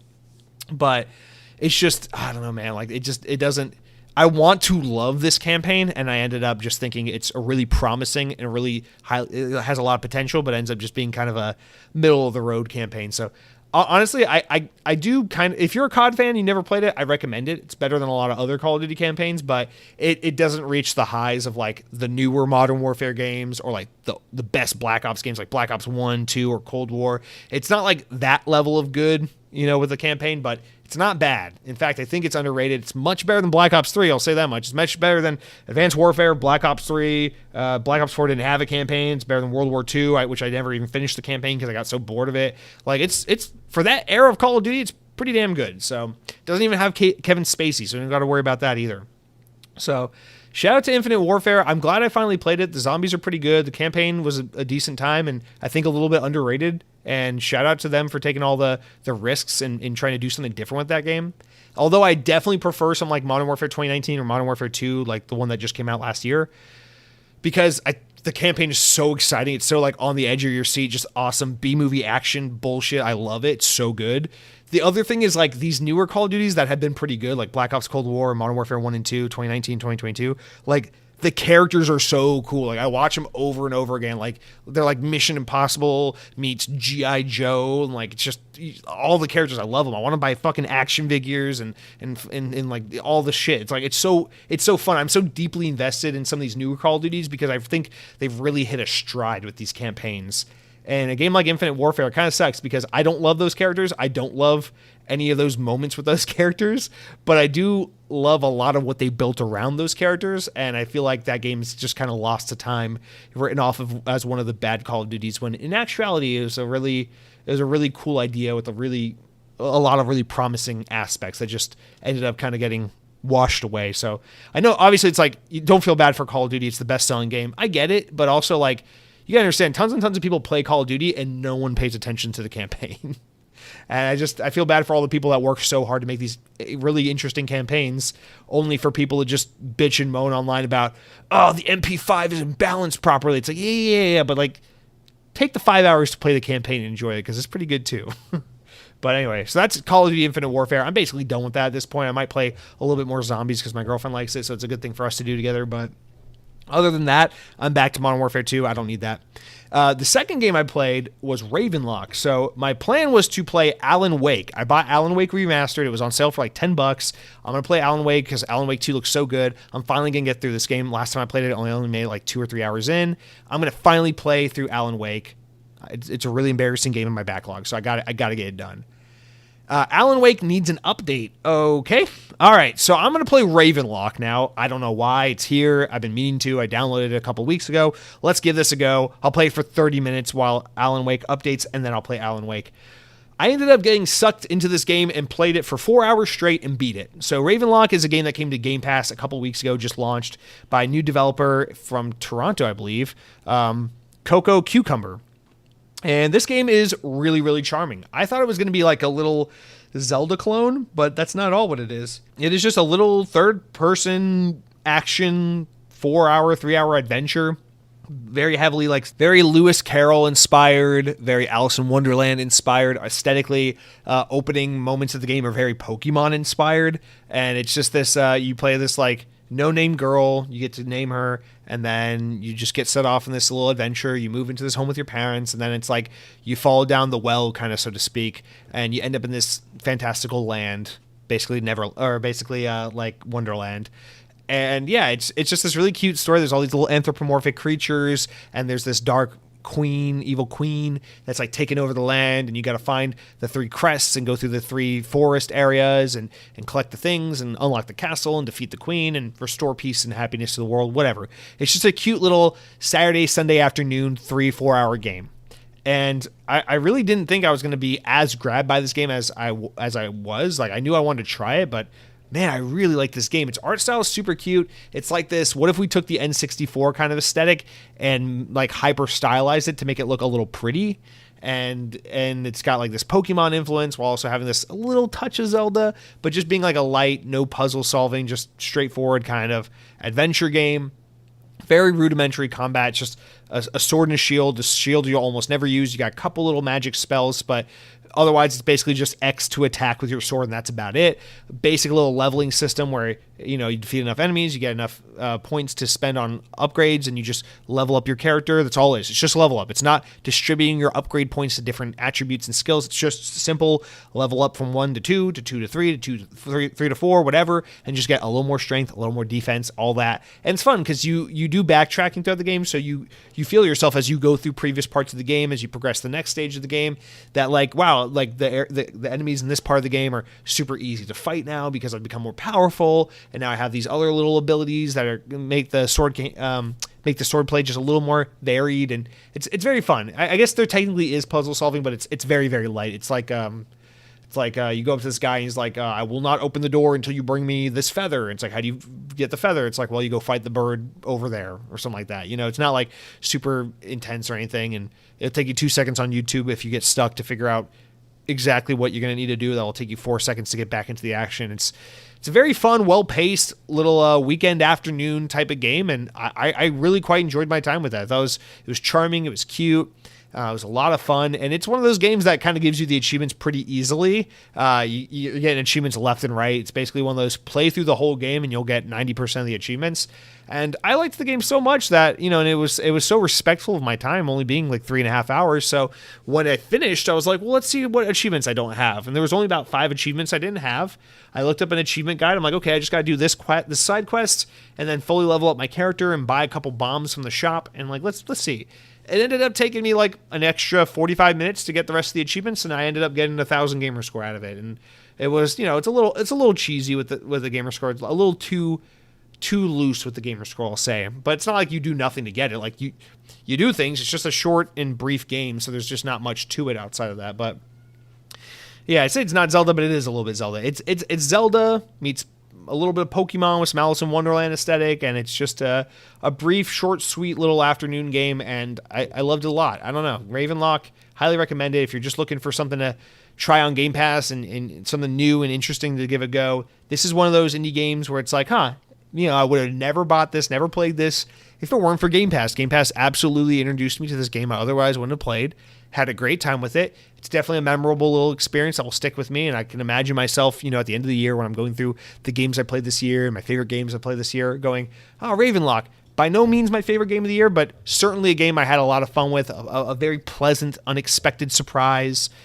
Just such a great little gift on Game Pass. And it's just one of those reasons I love. Yeah, again, it's like why I don't want to buy the PS5 is because it's so easy for me to just have my Game Pass subscription, buy my other third-party games on Xbox, and then every now and then, when I'm in between Starfields and Redfalls and Halos and such, be able to just be like, yeah, I could go back to my backlog or enjoy some backwards compatibility, or I can see, ingratiate myself in the what am I trying to say, Game Pass offering and try out new things like Ravenlok and see what that's all about, and just have these unique and unexpected and pleasant little surprises. So I absolutely love this game and highly recommend it. It was a great time. So that's Ravenlok.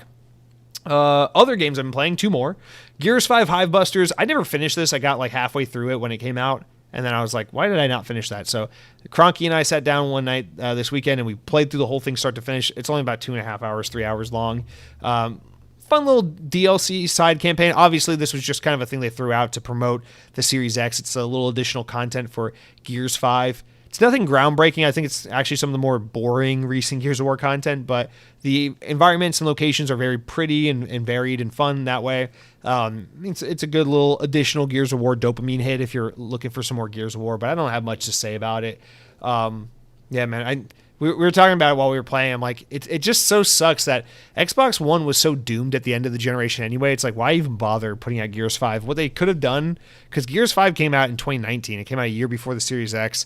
You might as well just held Gears 5 back and made it an Xbox Series X launch game. I understand internally they were like, well, no, Halo Infinite's our launch game. So if they could have saw into the future and know how things were going to go, maybe that's what they would have done. But man, Gears 5, the main campaign, the overall experience, Gears 5 is so good, man. I gotta say, Hivebusters, it's fine. It's a nice little added bonus. But overall, like the main campaign on Gears 5, oh my fucking God, dude. That game is, I'll say it again and again and again. So underrated. Such an underrated game. So underrated. Underappreciated. Like I love God of War over on PS4 and I love all these games that, last generation, everyone's like, this is the genre, this is the generation defining title. But like, man, I feel like people slept on some of these Xbox One games, man. Like Gears 5, I understand the untrained eye, it was just more Gears of War, but nah, this game brought Gears of War to the next level. And to me, it's like, it's the perfect marriage of that like serious kind of modern storytelling, like these PlayStation first party games everyone wants Xbox to have one of, where it's like this really great emotional story experience. I feel like Gears 5 is that, but just with more compelling gameplay tied to it. So, I don't know, I just feel like this game just doesn't get the respect it deserves, and it's such a good game, and I just love Gears 5, so shout out to that. Also, games like Quantum Break, which are just so underrated. But anyway, so that's the third game I played this week. And then, so you would think, okay, well, then this is when you got to Alan Wake, right? Well, no, I never actually got to Alan Wake. I'm going to get to that this weekend because I then got distracted again because after Hivebusters, Cronky was telling me about Warhammer 40k Boltgun and how he was playing that. He was telling me, don't play it right now. Play something else like Quake if you've never played Quake or something like that. And I was like, nah, fuck you. I want to play Boltgun because it looks good and everyone's talking about it. So I went ahead and I bought Warhammer 40k Boltgun. If you have Game Pass, it's like $20 instead of $21 or something like that, whatever. But oh my God, man. I really thought I was going to have like maybe a couple of good hours with this game and then move on. But oh, no. This is $20 very well spent. In fact, I think this game is a steal for $20. First of all, it's like an 8-hour game. It's way longer than I thought it'd be. I'm only about halfway through it. There's 3 chapters. Each chapter has 8 levels. I'm about halfway through chapter 2 right now. So I'm about halfway through the game. And oh my God, this game is so good. It is that, I kind of hate, but I hate this term a little bit, but it is so appropriate. This boomer shooter genre that we're talking about, like this throwback to like the old Quake, Doom, Duke Nukem, Wolfenstein style games. And how like we're seeing this resurgence with games like Prometheus last year and all this stuff coming out. And the Slayer's X that I was just talking about. But yeah, Warhammer 40k Boltgun is just another one of these games, but it's so good. It feels like it's one of those games that like takes that like N64 PC FPS shooting art style and then like stylizes it in a way that makes it go from like, ew, that's ugly. That's just what they had to work with at the time to make it look like actually stunning. Like I adore, I'm infatuated with this art style, with this graphical style. It looks so good. Developed by this developer, I have no clue who they are. Aurora Studio, based in the UK. Actually, I have played something else they've made. They've made another game. No, I recognize their logo, but I've never played another one of their games. But anyway, this game is so good. And you should know because it's published by Focus Entertainment, and Focus Entertainment, I swear to God, they're just becoming like one of the best publishers. Everything they work with is just so good. They're such a good publisher. But yeah, this game is fucking amazing. It's straightforward, no nonsense, just shoot. It's very much like those old style games, search around for the key or the access key or card or whatever, open the door, shoot the enemies, clear the room, move on to the next room. The only way it's like puzzly or any other element is just that, sometimes you got to like backtrack and figure out where this key goes and stuff like that. But it's not like puzzly or confusing or anything like that. It's very straightforward and it actually takes really skillful level design to kind of appropriately guide the player towards the right place after they find the key card and where they got to backtrack to get, it actually takes really skilled game design to be able to do this appropriately without just getting the player lost. And this game has it. It feels just like playing like Doom 2 or something like that. And, oh boy, it's so good. It's so good. You get a chainsaw as like a melee ability, which you can like rev the chainsaw and extend the attack. So fun. It's got machine gun, shotgun, a heavy machine gun, and like a blaster kind of bazooka type thing. It's just energy beam ball gun. But God, it's so good. Like you have a dash move, you have a run, you have your chainsaw, you have your different guns. It's Doom. It's like chaining all the different abilities and attacks and movements and always keeping the pace going. You never want to stop. You never want to slow down. You just want to keep the momentum, shooting the enemies, doing the dance, running around, switching this gun to the chainsaw to the jump to the dash, and just kind of traversing the world and everything. It's such a satisfying gameplay loop, and it's tough as nails too. I played like the whole first chapter on medium mode, and I was getting my ass kicked, so I had to bump it down to easy mode. I'm on the easiest mode, and it's pretty easy now, but it's I wish I could get something kind of in between easy and medium mode, but it's not, I'm still occasionally dying even on the easiest mode. So it's, there's like 4 or 5 difficulty modes. I don't know how the fuck you play this on one of the harder modes. It's a tough game, but it is so good. It's so visually just jaw-droppingly beautiful. Honestly, it's one of those rare games where it's like I have basically no criticism of it so far. I'll say the only thing I can complain about this game is I feel like because you play as like a tank character, it's annoying when you jump and you land a jump and then the controller vibrates just a little too much. But like that's such a petty, just nonsensical complaint. Otherwise, I'm just having just the best time with Warhammer 40k. It is such addicting. It's one of those like video game crack experiences. It's so fun. It's just pure joy. The story's stupid. It's mostly delivered through loading screens. I don't care. Just gameplay bliss. Phenomenal. Cannot recommend it enough. Warhammer 40k Boltgun. If you enjoy these style games, I tried Prometheus last year for whatever reason, wasn't able to get into it. This game is not that situation at all. I just adore this experience top to bottom. It's so, so good. So please, for love of God, play it. Maybe it will come to Game Pass in the future, but if you're willing to jump on it, $20 is a steal for this game. This is a game that I can see myself replaying, finishing it, beating it, rolling credits, and then playing it again. And I don't do that a lot. I like to move on to the next game, but boy, oh boy, this game is so good. I might have to play it again. It's such a great game. I don't think it's going to be my favorite game of the year. Because I mean, there's just other things I look for in games that I'd like to have, my favorite game speak to me on, whether it be writing or some kind of story narrative element. But this game doesn't have any of that. But from the most important perspective, which is just, the gameplay, the moment-to-moment gameplay, this game is pure, masterfully crafted crack cocaine. It is so goddamn addicting and fun to play. So shout out to Warhammer Boltgun. It's such a great game. If you like Doom-style games, please, please, please do yourself a favor and check out this game. And that is it for what I've been playing this week. Thank you, long weekend. You gave me a lot of time to catch up and do some good gaming. So, yeah, with that said, guys, let's take a quick break, and then we'll jump into the main news, and then we'll, it's an hour and 40 minutes. We're going long already this week, guys. So, yeah, let's get into that news. All right, so I got all my predictions for next week here on my notes, but we're going to have to go for those next week. So let's save those for the special show.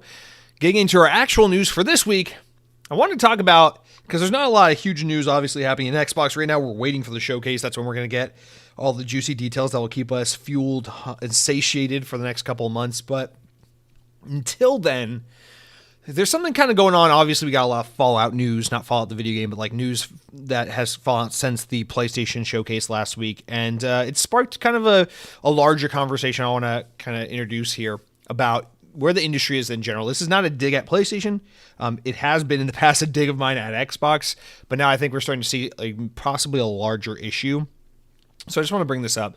From VGC, Sony has reportedly scaled back the size of Naughty Dog's The Last of Us multiplayer games, commonly referred to as factions, following an evaluation of the project by the platform holder and the newly acquired team Bungie. According to Bloomberg, Jason Schreier, the number of people working on the project has been reduced, partially due to the Destiny Studios' feedback as to its quality and viability.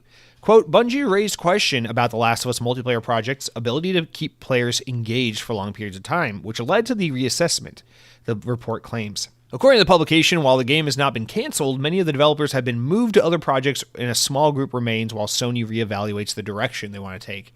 Shortly before Bloomberg's reporting of the publication, Naughty Dog seemingly preempted with the story with a statement on social media in which it indicated that the Last of Us multiplayer game would require more time in development. Quote, it said, as developments continued, we realized what's best for the game is to give it more time. Our team will continue to work on the project as well as our other games in development, including a brand new single player experience. Earlier in the week, Sony revealed that it's using Bungie to rigorously vet its many in-development live service games. Okay, so let's stop for a second. We know PlayStation's big thing right now is they've had so many narrative-driven single-player first-party exclusive titles, and that's been kind of like fueling their first-party initiatives for a long time. It's been working for them great. Everyone loves and respects Sony. They make great games. No issue there. Xbox for the longest time has kind of been seen as like, they're so multiplayer focused. It's like, yeah, Halo, Gears, these games have story modes, but like people stick around for these games for the multiplayer. And then, in Forza, it's a multiplayer game. And then everyone plays games like Call of Duty and shit on Xbox. And these are multiplayer games. It's always multiplayer.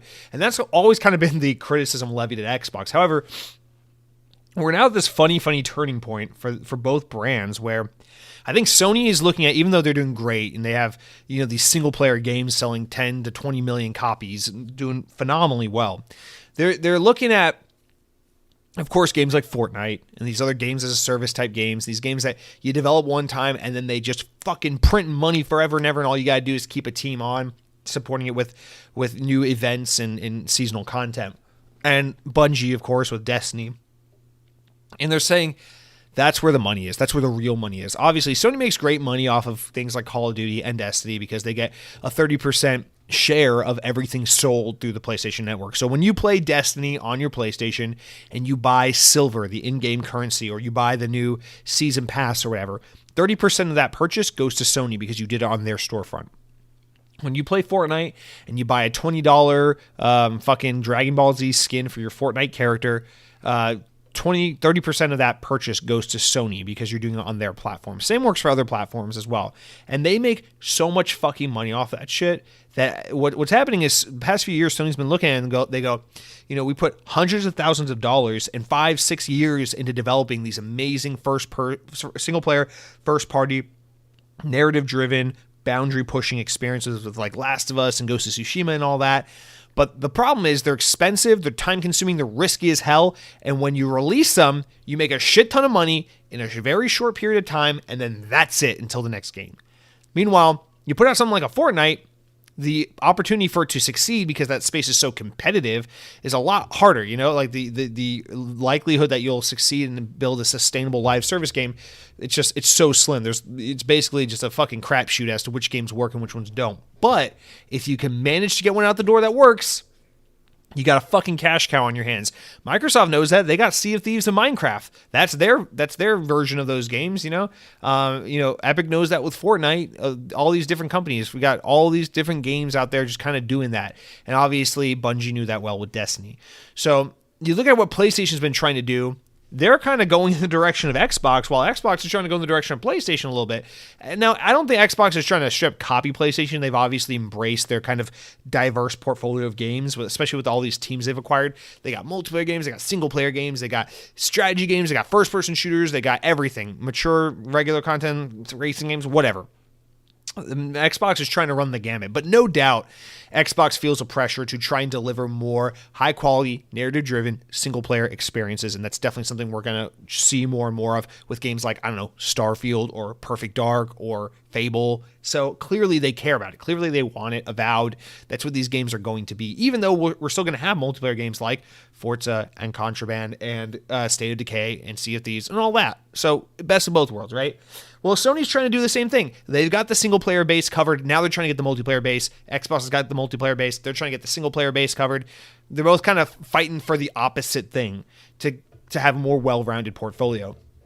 So PlayStation, a lot of the disappointment with PlayStation right now is they're buying up all these studios and creating all these live service multiplayer games that nobody's asking for because Sony's audience has been trained, to expect, and reasonably so, these really excellent, high-quality, multi-million, $100, $200 million single-player narrative-driven kind of one-time experiences. And so that's kind of the situation with PlayStation. That's why it's like, where was Naughty Dog? Where was Ben Studios? Where was Sony Santa Monica? Where was this game? Where was that game? During this PlayStation presentation, it's like, because everyone's making a fucking multiplayer game right now. And it's like, why did Sony buy Destiny? Was it just to kind of, or why did Sony buy Bungie? Was it just to kind of spit in Xbox's face? It's like, well, no, it's because they need someone who has the chops to kind of shepherd this initiative. Because we've seen teams like, for example, Ubisoft, try their hand at these live service games. X Defiant, which is still to be released, is shaping up great. I played it a bunch of times. It's a great game, right? We don't know if it'll stick or not, but it's a great game. They also tried that Hyperscape game. That totally bombed. They've tried tons of shit that keeps bombing. They tried to do that Ghost Recon live service game that they ended up not even releasing because everyone shit on it. It was that Battle Royale Ghost Recon game no one wanted. So it's tricky. We've seen teams like, for example, Ubisoft just completely not be able to pull this off. And Sony's looking at it saying, we have a really, really highly respected reputation and name to uphold, and we want to make sure we deliver great content. And also, we don't want to waste a ton of money investing in these games that are just going to bomb, not resonate with audiences, and then be a waste of our time and money.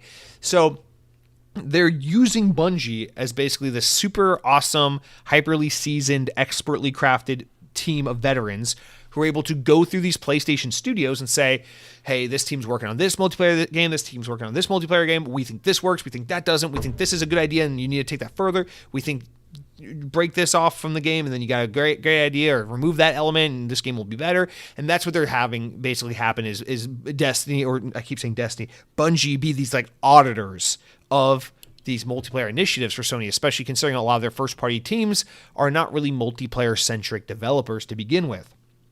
So that's what we're seeing a lot with PlayStation. It's great. It's their whole thing they're on. It's their whole journey. It's a whole different tale. But the reason I bring it up is to say, go back to Sony's presentation last week and why weren't there any games? Why were people disappointed? Why was the showcase a letdown for most people, for most PlayStation fans even?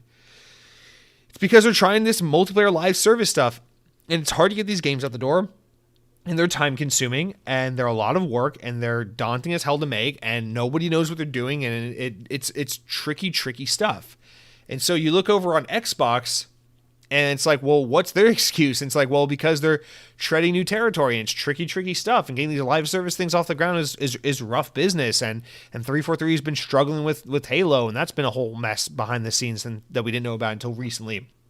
And it's just, I don't know. I used Ubisoft as an example, so we got them, and then we see PlayStation kind of dealing with it too, and now we see Xbox dealing with it, and it's just, it just seems like there's this overwhelming, this thing plaguing the games industry where just games cannot be, and obviously, games with troubled development histories and things that worked or didn't work, that's always going to be a story. That's always been a story as long as gaming's been around. However, we're just seeing it take a really, really, really big toll on where we are in the games industry today.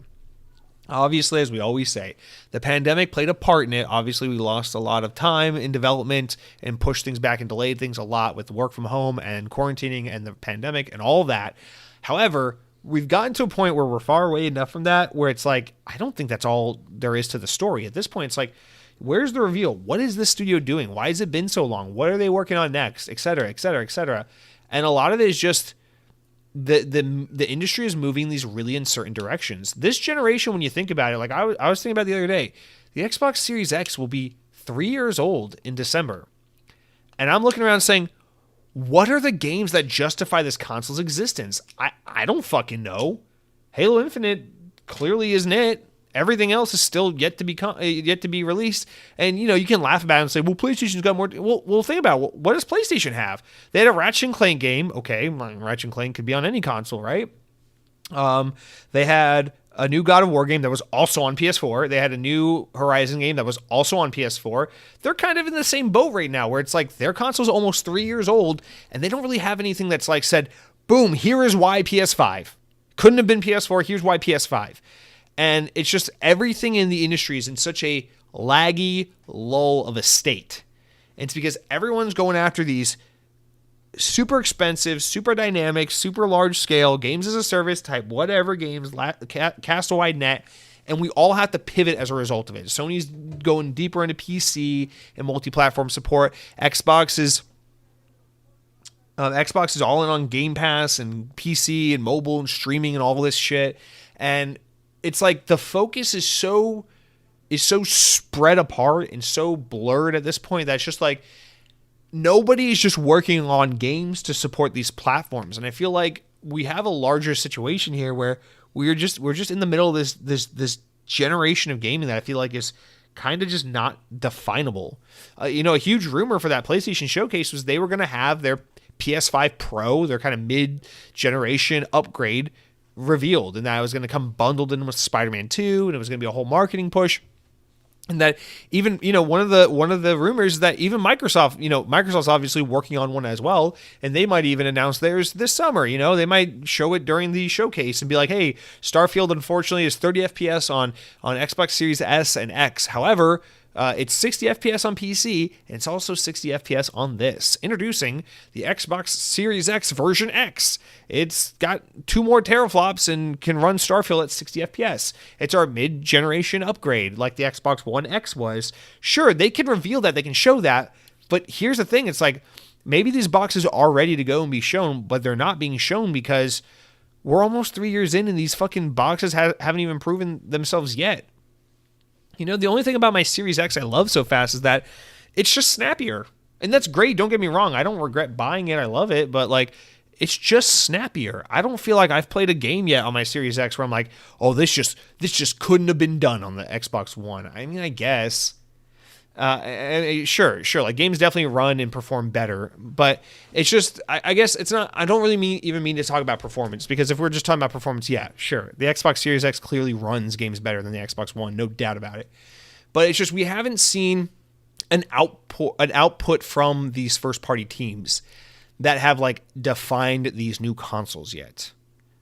At this point in the Xbox One generation, we had like Quantum Break and Halo 5 and Gears and almost Gears 4, I think. And I don't know, like we're around that time where like we had games, we had Titanfall and Rise, Son of Rome, and all these exclusive games. The PS4 had the Order 1886 or whatever it's called, and fucking Bloodborne and all this other shit already. Uncharted 4. But like, I don't know, it's like everything that's come to PS5 is also on PS4, and everything that's come to Xbox has been delayed 100 times, and we're all chasing these games as a service, and it's just the whole pipeline is so gunked up right now, and I just don't believe the pandemic was the only factor. I believe we have something a little more endemic going on. And I don't know if it has to do with the expected scale and size of games, if it has to do with the push for player retention with these live service elements. I don't know if it's just everyone has suddenly become incredibly inept at leading game development teams and publishers, and I can't imagine that's the case, but maybe. But it seems like the only fucking people these days that can get games out the door are indies and AA publishers, you know, like your Focus Entertainments and such like that, because I just don't see games coming from anyone right now. It's just been such a dry spell, and it's weird getting a Bloomberg report that freaking Naughty Dog, like the crown jewel of the games industry, if you ask most critics and pundits, is like out here struggling with this multiplayer experience that Bungie's out here saying, hey, this, you know, what they got here isn't bad, but it's not sticking, you know? It's not like some people are going to stick around for a long time. And I know there are people who are like, well, who are Bungie to talk on that? Shut up, dude. Shut up. Bungie have been making Destiny for longer than a decade. Destiny, the game, has been on the market for almost a decade as of next year. The fact that Destiny is not only as big as it was at launch, but has only grown and retained a massive player base over a decade is such a testament. You don't have to love the game, but it is undeniably a testament to the fact that Bungie know how to make a really excellent, fun, addicting, sticky game that will keep players coming back for more and more and more. They are the, in my opinion, definitive experts on the matter. Maybe only second to Epic, if even that. And it's just, Sony obviously bought them. It's nice to have Bungie, obviously. They're one of the great developers of all time. But Sony obviously bought them for their insight and their expertise in the area, because this is where the whole ecosystem is headed. It's multiplayer elements, it's live service elements. And what do you do when this trend is being forced onto everyone and it's just not working out? You're pushing it onto freaking Naughty Dog, one of the most beloved developers of all time, and it doesn't look like it's panning out. You know, the story goes that Redfall is the way it is because it was kind of pushed onto them to do more multiplayer-centric stuff, something that could have more like a content roadmap and more stuff down the road. And, well, look how that turned out. I think it's a pretty good game, but it's clearly a far cry from what the developers capable of doing at their best, which is where most people kind of fall on the subject matter. And it's just, I don't know, man, like what is going on with gaming? I'm a little worried. Like, do I have to worry about Perfect Dark being some fucking live service game? Do I have to worry about Fable being a live service game? Is that gonna? Do we have to raise concern about these titles now? Like, is it not enough to just make a really killer Fable game and to put it out there and sell millions of copies and have people engage with it on Game Pass and get tons of new subscribers? Like, is that not enough? Or is everything going to be this constant Ubisoft can't get a game out anymore, PlayStation can't get a game out anymore, Xbox can't get a game out anymore, because we're all chasing this fucking games as a service crack that so few of us actually can get, but we're all so addicted to? And not as players, but I mean as developers, as publishers, trying to push for these elements in more games. And I don't know, man. It's just concerning seeing a story like that. I don't know. Like, if you told me this story about basically any other developer, I'd feel less on edge about it. But it's like, damn, Naughty Dog. You had Bungie audit Naughty Dog, and they basically said, yeah, I mean, like, this thing isn't really coming together the way you probably want it to, and now people are being taken off the project, and Sony's reevaluating. There's a chance this project could be canceled. You know? Man, what a huge blow that would be to the reputation of Naughty Dog. But an even worse blow if they took all this time making a game that's multiplayer-centric that doesn't pan out when it releases. So it's like, what do you do at that point, man? This is like such a conundrum we're facing in games in general. And honestly, it just feels there's so few players not really obsessively chasing this. You know, Activision are so lucky that they have Call of Duty that they don't have to worry about as much. They have Overwatch, and I guess now they have Diablo, so they don't, they have World of Warcraft. They kind of just fell into it a little bit with what they had already. So they're on easy street, but for everyone else, it's like, EA hasn't put out as many games in a long time, and really the only teams out here just pumping out games like the old days are like Capcom, Square Enix, the Japanese publishers that just fuck you. We're just gonna make games. But everyone in the West seems just so hell-bent on, it's the biggest open world. Oh my God, you could just spend 200,000 hours in this open world. It's so open, it won't even be closed. And then it's live service. You can interact with people, and every 2 months, the characters will have to shave because their hairs will grow in real time in the game. It's like, I don't know, man. Like, yeah, it's cool. It's cool that every fucking game is a part-time job and is so open-ended and has so many awesome ways to engage. But like, man, oh man, at what point do we admit this is just economically infeasible for everyone to be doing it? We're just asking too much. We're building games that are just way too ambitious, way too large, and it's like, couldn't we exert that same amount of effort and energy and creativity in something that is way smaller and way more confined and way more focused, and then take more measured financial risks and create games that are just, I don't know, like unique for other reasons other than just world is big, go explore, or world is alive, go interact with players and play all the time. I don't know. For example, like one of our small stories to wrap up at the end of the day is that, I'll just go to it now. Some ex-CD Projekt Red developers have started a new team and are working on a new project. Cyberpunk co-game director and Witcher 3 Wild Hunt co-game director, Matthews, I can't pronounce these names, Matthews Kanik, who is like left the studio along with some producers and other team members of CD Projekt Red to form a team called Blank. And of course, based out of Poland, they're trying to do the whole like, hey, we're open, we're trying to hire, blah blah blah. But this is their opening statement, like their mission statement as a team. They said, "We're thrilled to announce Blank and to start expanding our incredible team. And after working many years on an increasingly conservative industry, we're ready to make bold, impactful projects and share our unique creative values." So I want to be clear, they don't mean conservative, and the quote goes on longer. They don't mean conservative like, our industry is so conservative, they won't let us show boobs or mention the Big Bang Theory. Like, that's not what I mean by conservative. It's like, it's conservative like these big publishers are so unwilling to sign off on anything that they don't see as either a safe bet or the way in which the wind is blowing, and therefore the way they have to invest, that it has creatively stymied these developers and create a financially conservative industry where it's like, we will not fund your project unless you build this thing, because this is what players will play. This is what data shows players are going to engage with. And that's what we run into. It's like, why did Cyberpunk have to be as big in detail as it is? I don't fucking know. Why does GTA 6 have to take 15 years to make and be so over the top? I don't know, man. Because apparently data shows that players will engage with your game forever and ever and ever if you do that. But isn't there something that we kind of lose when every game just... Can you imagine Halo Infinite if the objective was just to make Halo 6? Imagine everything they did with Halo Infinite, where it's like, we're trying to go back to more Halo 3, like equipment-based arena-style shooter, and we're trying to honor the old art style of Halo again, which is two things they did do with Halo Infinite quite successfully. So let's say they keep that, but otherwise the objective with Halo Infinite was to make Halo 6. No open world, no Far Cry-style sandbox, no live service anything. You just make the next entry in the Halo series.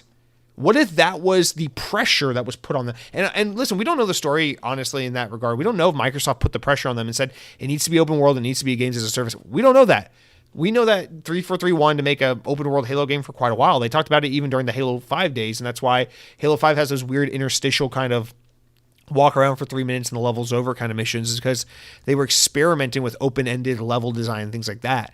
And so I'm sure it is something 343 wanted to do, but can you imagine what the games industry would be like if it was just like, yes, we all know Cyberpunk and Witcher were cool games. You don't have to make an open world game just because they did. Make the game you want to make. Yes, we all know Minecraft makes a fucking ton of money. Or, yeah, Minecraft or Fortnite, whatever, Fall Guys. That does not mean your game has to be a live service multiplayer experience. We know Destiny's really, really good. You know, EA could have said to BioWare, we know Destiny's really fucking awesome. We're all addicted to it. It's such a good game. If you're inspired by that and you want to make something like that, by all means. But if you want to go make another fucking Dragon Age or a new Mass Effect game that's nothing like Destiny because that's what you want to make, do that, because that makes a lot of money too. And that's the problem. It's like, from these publishers, I have no problem with Sony, EA, Microsoft, whatever, being like, we want to start a new team or start a new team within a team that's focused on making great multiplayer experiences or a big open world, but create a team around that goal, around that project, and then get the people who are equipped to do so, have the desire to do so, and have the inclination to do so, and make a team around that, and then go build that project. But it's this like, Naughty Dog, you guys really do a great job of making these games where little girls die and zombie apocalypses happen and everyone's sad for like 20 hours. Do you think you can make a Fortnite for us? Like, instead of doing that, just fucking let these teams do what they do best. Because when left to their own devices, these teams fucking make good games. And that's one point we actually got to give to Microsoft of all the game runner publisher people, right? Is that they kind of have that laissez-faire, like, just, hey, bro, just go make what you want. Like, look at Obsidian. How did we get Pentiment? How did we get Grounded? How did we get games like that? Because they're just like, bro, just money, time, go do your thing, make the games, right? And obviously they're in the privileged position where Game Pass kind of allows and incentivizes and encourages more content like that. But that's what we need, even from these big guys. And it's just never going to happen because, you know, not to sound like fuck capitalism guy, you know, not to turn this into that kind of conversation, but it's like, listen, man, if you're Sony and you're looking around, you're going, look what Epic Games is doing. Look what Bungie's doing. We got to get in on this.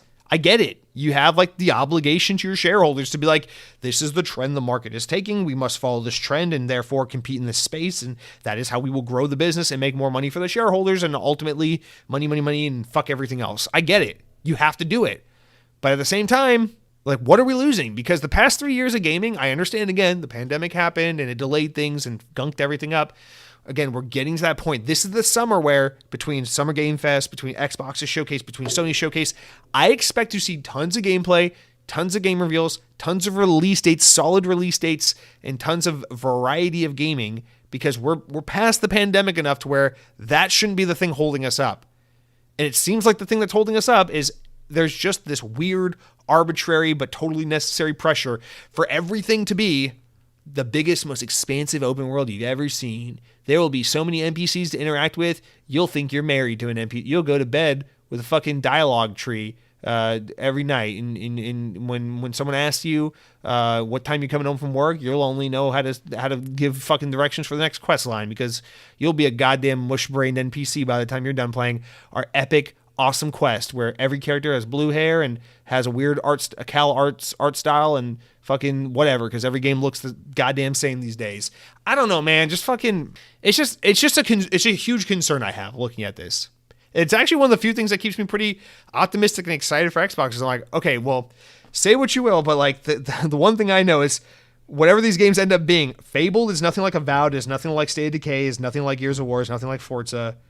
All right, at least we got like a fucking spice of life thing going on here. But I swear to God, if they're all open world games as a service games, I swear to God, if Forza Motorsport ends up being like, I gotta fucking save my car's son from dying, and then I gotta fucking car my way around an open world as a car, and fucking unlock the checkboxes, and then fucking use the car to build the car mechanics, and then do Zelda Breath of the Wild shit, I swear I'm gonna fucking lose it.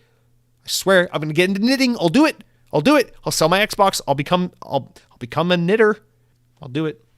So anyway, I just want to talk about that because I feel like this is becoming worse and worse and worse. And I blame Fortnite and I blame Witcher 3, but that's only a joke, and I do blame everything. I don't know. I'm just concerned about where the industry's headed with this stuff. So it's weird. It's weird that PlayStation had absolutely nothing to say for 2 years. And then they come back and they're like, all right, we still got nothing to say. It's like, that's concerning, man. PlayStation always has something to say. When they talk, that is, you know, they don't talk unless they have something to say. And this time they talked and they had nothing to say. So Xbox, you have a lot of opportunity to fucking kill in the next week or so. But man, I hope your showcase isn't as bad as they've been the past few years. God forbid we just get another million CGI cutscenes. Anyway, let's move on. Apparently, there's also a rumor that Sony is in talks to acquire CD Projekt, the publisher CD Projekt, but the CEO is dismissing that rumor as well. I put that in here, but we don't have to get into that. I don't really have anything to say. They're denying it. There's a lot of rumors suggesting it's happening. We'll have to wait and see how that kind of goes. But yeah, let's start to wrap up. We're going long. We're over 2 hours here, so let's talk about from Xbox Wire. We got some new new games with gold, as well as new Game Pass games. So let's go through that real quick. So to wrap up, we got games with gold for the month of June. We only get 2 games now instead of 4, as you know, and they're always crap. For the whole month of June, you have Adios and The Veil, Shadow of the Crown, both available. The Veil will be available June 16 to July 15. And yeah, for those who don't know, Adios is a cinematic first-person game about sticking to a complicated decision. I know nothing about this game, but I actually might check it out. I don't know. I like those cinematic first-person walking sim type games. I don't know. And then the next one is The Veil, Shadow of the Crown, which is a story-driven action adventure that utilizes full potential 3D audio and haptic controller feedback to deliver a visceral gameplay that shatters the barriers between player and character. So, free games, download them. Why not? Add them to your library. Free games are free games, baby. And then for Game Pass, we got an update for this month. So, available now through Game Pass, Chicory the Colorful Tale and Forward Pioneers are available now on Game Pass. For World Pioneers, Far World Pioneers, God, I cannot read, is a day one Game Pass game, and it's on console and PC. Coming soon, however, we got a bunch of games. Actually, the time you're listening to this, some of these might already be out. Car Mechanic Simulator 2021 is coming out June 1st. I played one of the Car Mechanic Simulator games. That game's actually pretty fun. It's very soothing. Slayer X Terminal Aftermath Vengeance of the Slayer, that's the game I was talking about earlier today, comes out today. It looks really good. The Big Con, June 1st as well, cloud console and PC. On June 6th, we got Amnesia the Bunker and Hypnospace Outlaw. And then on June 8th, we got Rune Factory 4 Special, if you're looking for a little Animal Crossing love, and Stacking, so that's June 8th. And then finally on June 13th, Dordogni,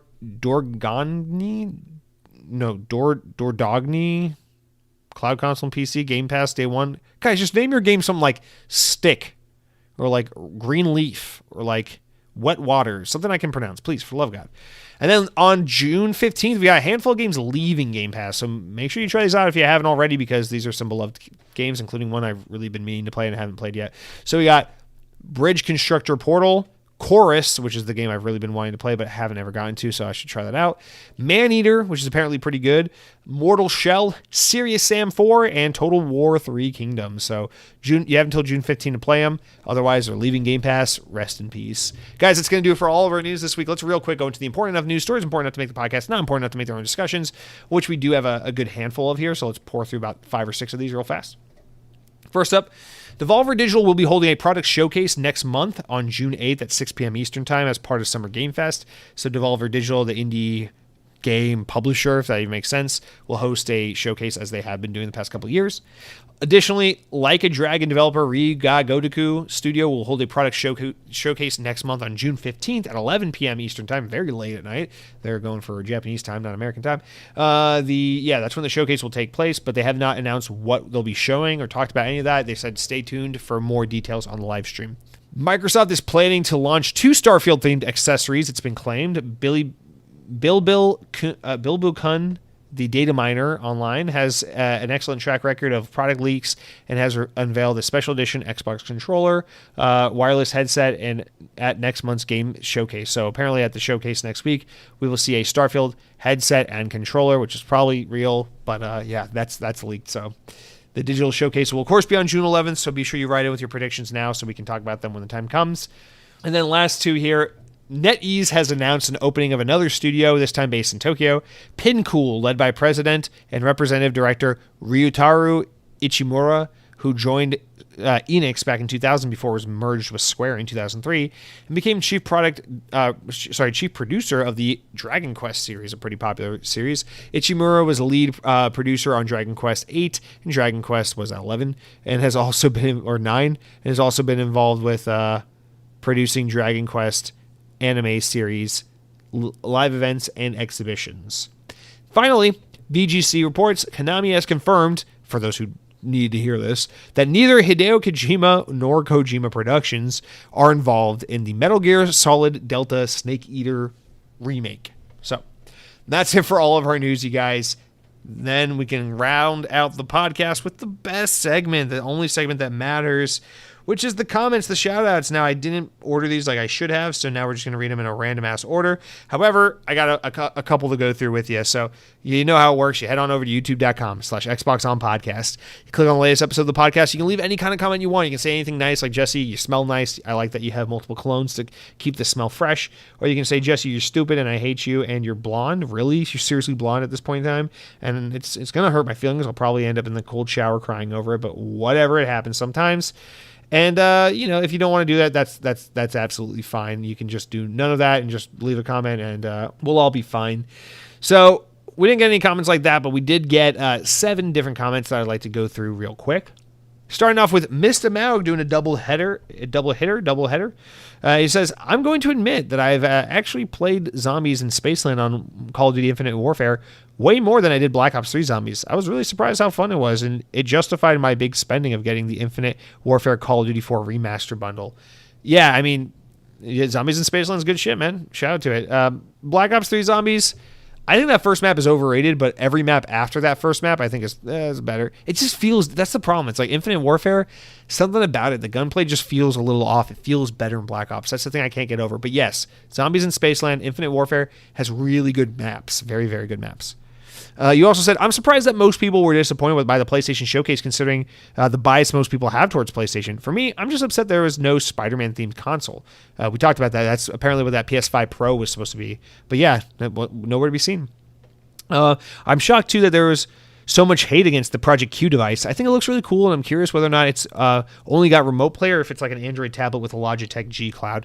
No, so from what we understand, from what the rumors say, is it is just a cloud device. It is just a remote play device. There's no graphics or anything in it. It's not an Android device. It's literally just a wireless card in a battery-powered LCD display that can connect to the internet and stream games from your PS5 to your little device. So that's what the rumor suggests, and that's what people have been saying. So honestly, I think it's a really cool device. I think it's lame that people are hating on it. If it's not for you, fuck off, don't buy it. But I think it's a cool device. I think Xbox should consider making, if not something just like this, at least something, in this vein. Just to, you got Game Pass, man. You got cloud gaming. Like, you should be the one making this before PlayStation. But yeah, I like the idea. I always love cool ideas like this. This is why I was a fan of Nintendo for so long, is because I'm always championing on the person who's gonna create something new and different, whether it works or not, whether it's gimmicky or not. I don't care. I just think new and cool shit is new and cool. So I'm a fan. OG Man writes in and says, shout out to Anthony Bourdain. And also, Jesse, I'm with Infinite Warfare being a great campaign. People forget half the reason the game gets so much hate is because originally you had to buy an $80 version to play Call of Duty 4 Remaster. Everyone was just on Call of Duty 4 Remaster. Infinite Warfare was just a newer Black Ops 3. People were just over the jetpack at the time, so people hated it. Then World War II came out, and everyone said, go back to jetpacks, and then we got Black Ops 4. No, you're right. I do remember that sentiment being thrown around, even though I wasn't playing Call of Duty at the time, for sure. Yeah, you had to buy like the deluxe edition, and it came with a Call of Duty 4 Modern Warfare Remaster, and everyone was just like, fuck it, get that so we can play Modern Warfare Remaster. Yeah, I that's what I got, was the deluxe edition that came with both, because it was on sale for like $30. And I gotta be honest, man, I played like 2 seconds of Modern Warfare Remaster, and I was like, I love this game. I'm nostalgic for this game, but this is one of those games I don't feel like I ever have to go back to. Call of Duty Modern Warfare OG 2007, I don't feel like I ever need to go back to that game. Like, trying to play through it again, I was like, nah, I'm good. I'm good. I enjoyed the hell out of this back in the day. I don't know, man. I think I get it. People like nostalgia. They like reliving that shit, and it's cool. It's a good remaster, but man, the new Call of Duty, the new shiny, never before experienced game, along with a little bonus remaster of a game you played 1,000,000 times, and everyone went for that. But yeah, man, I agree. The campaign's good shit. Certainly a little underappreciated, although I really don't like Infinite Warfare's multiplayer. I'm not going to defend that. I think it's terrible. And honestly, I like Black Ops 4. I'll say it. Going back and playing all those Call of Duties I missed during that era, I'm going to be honest. My takeaway was, I played Advanced Warfare when it first came out. That was the last Call of Duty I bought. I bought it. I played the campaign, thought it was okay. Didn't play the zombies or the multiplayer, didn't care. But I skipped Black Ops 3. My retroactive opinion is zombies were good, the rest of the game sucks.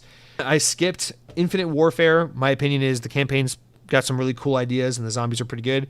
Multiplayer sucks. I skipped World War II, and then when I came back to it, my opinion was campaign is boring, zombies are uninspired, multiplayer is boring and basic. I hate this game. And then I went back and played Black Ops 4. I gotta be honest, Black Ops 4 is pretty good. Zombies, great. No multiplayer, that's a letdown, but the zombies were great. The multiplayer is really cool. I like the operator class-based system and that they took out the jetpack and the wall running. I actually think Black Ops 4 feels really good. And honestly, Blackout, the Battle Royale mode, Blackout is way better than Warzone. So I'll take Black Ops 4. I think Black Ops 4 is a complete package. No campaign, yes, but the Battle Royale was good, the multiplayer was good, the zombies were good. It was a complete package. It's really good value for $60. I'm going to go ahead and put myself firmly in the camp that Black Ops 4 is underappreciated. Blackout is underappreciated. That game deserved some more love and respect. I don't know. That's just how I feel about it. But yeah, thanks for writing in, OG Man. I always appreciate the Call of Duty commentary since I always feel insecure talking about Call of Duty. I just feel like everyone's in the audience like, oh, please shut up. Don't talk about Call of Duty. So appreciate you humoring me, you guys, by writing in about it. All right. Cronky has some predictions. So no, we're going to skip that one. Actually, we don't have 8 comments or 7 comments. We have less. BP Fatio, I don't know, wrote in and says, going out on a limb and predicting... Oh, wait, no, that's about predictions. I'm sorry. We'll skip that one. Jonathan, thank you for writing in. We'll save yours for next week since the prediction. Man, I fucked up. The rest of the comments are all predictions. I should have organized that better. That's on me, you guys. I'm sorry. Well, hey, as a bonus, as something, just so you're not left completely blue-balled here, we don't have any more comments that aren't predictions, so, we'll save all those predictions for next week. But because... I made it seem like we're going to have one more comment at least to go through. What I'm going to do here is I'm going to read to you one more of these hate comments that someone wrote in because these are fucking funny. All right, here's the little cherry on top for this week. A little short on comments because we had to save most of these for next week's prediction showcase. So again, I'm going to ask one more time. Leave a comment with your predictions as to what you think might happen at the Xbox Showcase on June 11th. You can get realistic predictions, completely humorous, goofy ones, whatever you want to say. It'll just be fun to read. I'll go through mine next week, and then you guys can write in with yours, and we'll read them on the show.